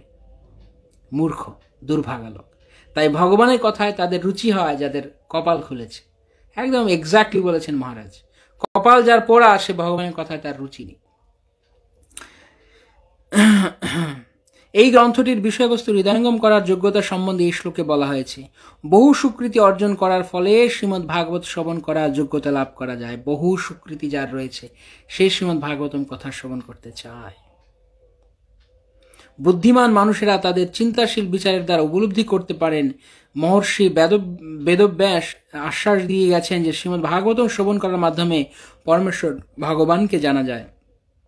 বেদে নির্দেশিত পারমার্থিক উপলব্ধির বিভিন্ন স্তরে উন্নীত না হয়েও কেবলমাত্র শ্রীমদ্ ভাগবতের এই বাণী, এই জ্ঞান শ্রবণ করার মাধ্যমেই কেবল সরাসরিভাবে পরমহংস স্তরে উন্নীত হওয়া যায়। হরি বল! ওয়ান্ডারফুল, এক্সিলেন্ট অপরচুনিটি, দারুণ সুযোগ আমাদের জন্য, যে বিভিন্ন স্তরে উপনীত না হয়েও যে স্তরে আছেন কেবলমাত্র শ্রীমদ্ ভাগবত, প্রভুপাদের প্রত্যেকটি কথা গুরুত্বপূর্ণ, কেবলমাত্র শ্রীমদ্ ভাগবতমের বাণী শ্রদ্ধা সহকারে শ্রবণের দ্বারাই পরমহংস স্তর উন্নত যায়। কিভাবে? এটা প্র্যাকটিক্যাল। এখন আপনি যদি জিজ্ঞেস করেন মিষ্টি রসগোল্লা কেন মিষ্টি, কিরকম মিষ্টি, কেমন ধরনের মিষ্টি, কিভাবে বোঝাবো? আপনি যদি না খান, তাই শ্রীমদ্ ভাগবতম শুনতে নিজেই বুঝতে পারবে না যে কখন সে বদলে গেছে, কখন সে নতুন মানুষ হয়ে গেছে, নতুন মানুষ হয়ে গিয়ে সে পরমহংস স্তরে চলে গেছে। তাই শ্রদ্ধা সহকারে শ্রীমদ্ ভাগবতম শ্রবণ করে আমরা আমাদের জীবনকে ভগবানের সেবায় পূর্ণরূপে উৎসর্গ করতে পারি। এই সুযোগ আমাদেরকে দেয়া হচ্ছে। তো এটি ছিল প্রভুপাদ শ্রীল ব্যাসদেব তাদের বিশেষ করুণা যে তারা আমাদেরকে সৌভাগ্য প্রদান করছেন। তাই আমাদের উচিত শ্রীমদ্ ভাগবতমের এই সুযোগটি গ্রহণ করা, এবং যে আহ্বান আমাদেরকে করা হচ্ছে, মুহুরুহু রসিকা ভুবি ভাবুকা পিবত ভাগবতম রসমালয়ম মুহুরুহু রসিকা ভুবি ভাবুকা। হে চিন্তাশীল এবং বিচক্ষণ ব্যক্তিগণ, দয়া করে ভাবুক ব্যক্তিগণ শ্রীমদ্ ভাগবত আস্বাদন করুন। তাই যে যেখানে আছেন সবাই দয়া করে শ্রীমদ্ ভাগবতম অধ্যয়ন করুন, মুহুর্মুহু অধ্যয়ন করুন, প্রতিদিন অধ্যয়ন করুন, নিজের জীবনে আচরণ করুন, অনুশীলন করুন দয়া করে, এবং অন্যদেরকে এই কথা উপদেশ করুন, তাদেরকে ভগবত ভক্তি করতে অনুপ্রাণিত করুন। তাহলে আমাদের এই জীবন সার্থক হবে। তো আজকে আমরা কি আলোচনা করলাম, 1 মিনিট আমরা রিক্যাপ করছি। আমরা দেখলাম যে কিভাবে শ্রীমদ্ ভাগবতম সমস্ত তথাকথিত ধর্ম, যা ধর্মের নামে শুধু কিছু আনুষ্ঠানিকতা করে, তা বাদ। ধর্ম কি? ভগবানের প্রেম লাভ করা। সেই প্রেমের কথা এই ভাগবতমে বলা আছে। ধর্ম প্রজ্জিত কৈতবত্র পরম নির্মৎসর নাম শতাম। কারাই শ্রীমদ্ ভাগবতম গ্রহণ করেন? যারা নির্মৎসর ব্যক্তি, সেই সমস্ত সন্তজনেরা, তারা এটি গ্রহণ করেন। বেদম বাস্তবমাত্র বস্তুম, এটি হচ্ছে শ্রীমদ্ ভাগবতম হচ্ছে বাস্তব বস্তু একমাত্র, কেননা তা কৃষ্ণকে প্রকাশ করছে। বেদম বাস্তবমাত্র বস্তু শিবদম, তা হচ্ছে পরম মঙ্গলদায়ক। তাপত্র উন্মূলনম, শ্রীমদ্ ভাগবতের আরেকটা ফিচার, তাপত্র, সমস্ত ত্রিতাপ ক্লেশ শ্রীমদ্ ভাগবতম দূর করবে। কেননা শ্রীমদ্ ভাগবত অধ্যয়নের দ্বারা, শ্রবণের দ্বারা, ঐকান্তিকভাবে শ্রবণের দ্বারা আমরা ভগবানের চরণে শরণাগত হতে পারি। তাই সমস্ত দুঃখ দূরে যাবে। কে শ্রীমদ্ ভাগবতম করেছেন? শ্রীমদ্ ভাগবতে মহামুনিকৃতে শ্রীল ব্যাসদেব এই ভাগবত শাস্ত্র রচনা করেছেন। কিংবা পরই, কি দরকার আছে আর অন্য কোনো শাস্ত্রে যদি শ্রীমদ্ ভাগবতম থাকে? ঈশ্বরের সদ্য হৃদি অবরুদ্ধতে, যা শ্রবণ করার দ্বারা হৃদয়ে ভগবান তৎক্ষণাৎ তিনি স্থান গ্রহণ করবেন। কিভাবে শ্রবণ? কৃতিভি, কারা করেন? সুকৃতি সম্পন্ন ব্যক্তিরা। কিভাবে? শুশ্রূষভি তৎক্ষণাৎ, অত্যন্ত ঐকান্তিকতা, একাগ্রতা সহকারে তারা শ্রীমদ্ ভাগবতম শ্রবণ করেন। এই ছিল আমাদের আজকে আলোচনা শ্রীমদ্ ভাগবতম থেকে। হরে কৃষ্ণ। আজকে আমি আমার প্রশ্ন উত্তর পেয়ে গেলাম। শ্রীমদ্ ভাগবতম সমস্ত প্রশ্ন উত্তর রয়েছে।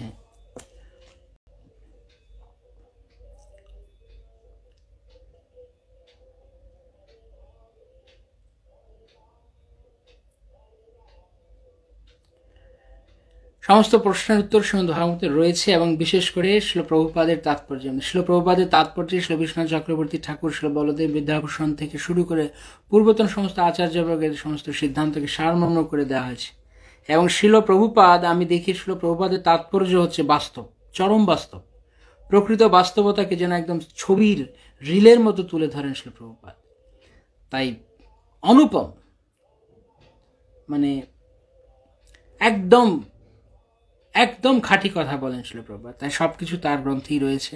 আমরা যা আলোচনা করছি কেবলমাত্র শ্রীল প্রভুপাদের করুণা। জগৎগুরু শ্রীল প্রভুপাদ কি জয়, সমবেত ভক্তবৃন্দ কি জয়, অনন্ত কোটি বৈষ্ণববৃন্দ কি জয়। বাঞ্ছা কল্পতরুভ্যশ্চ কৃপা সিন্ধুভ্যশ্চ পতিতানাং পাবনেভ্যো বৈষ্ণবেভ্যো নমঃ। সবাইকে শুভ কৃষ্ণময় রাত্রি। শ্রীমদ্ ভাগবতম শ্রবণ করে, শ্রীমদ্ ভাগবতম কথা শ্রবণ করতে করতে আপনারা এখন বিশ্রামে যান। প্রার্থনা করি আপনারা সবাই কৃষ্ণ ভাবনাময় থাকুন এবং এই শ্রীমদ্ ভাগবতম অধ্যয়ন করতে থাকুন, শ্রবণ করতে থাকুন, এবং আপনাদের জীবন কৃষ্ণময় হোক পূর্ণরূপে। হরে কৃষ্ণ। শ্রীল প্রভুপাদ কি জয়, সমবেত ভক্তবৃন্দ কি জয়। যদি আমি কোনো কথায় কাউকে কষ্ট দিয়ে থাকি হৃদয়ে, অনিচ্ছাকৃতভাবে, দয়া করে আমাকে ক্ষমা করবেন। মূর্খ অর্বাচীন, কথা বলতে যাই না, বিদ্যা বুদ্ধি নেই, তাই হয়তো ভুল বলেছি। তাই যা কিছু ভুল তা কিছু আপনারা মার্জনা করুন আমাকে। আর যে কথা আপনাদের জীবনে কাজে লাগবে, যে কথার দ্বারা আপনার জীবনে কৃষ্ণকে ভালোবাসার অনুপ্রেরণা পেয়েছেন, গ্রন্থের যে কথা, আচার্যগণের যে কথা, সেই কথাগুলোকে গ্রহণ করুন এবং নিজের জীবনকে কৃষ্ণ প্রেমে উৎসর্গ করুন। তাহলে প্রকৃত আনন্দ লাভ করবেন। হরে কৃষ্ণ।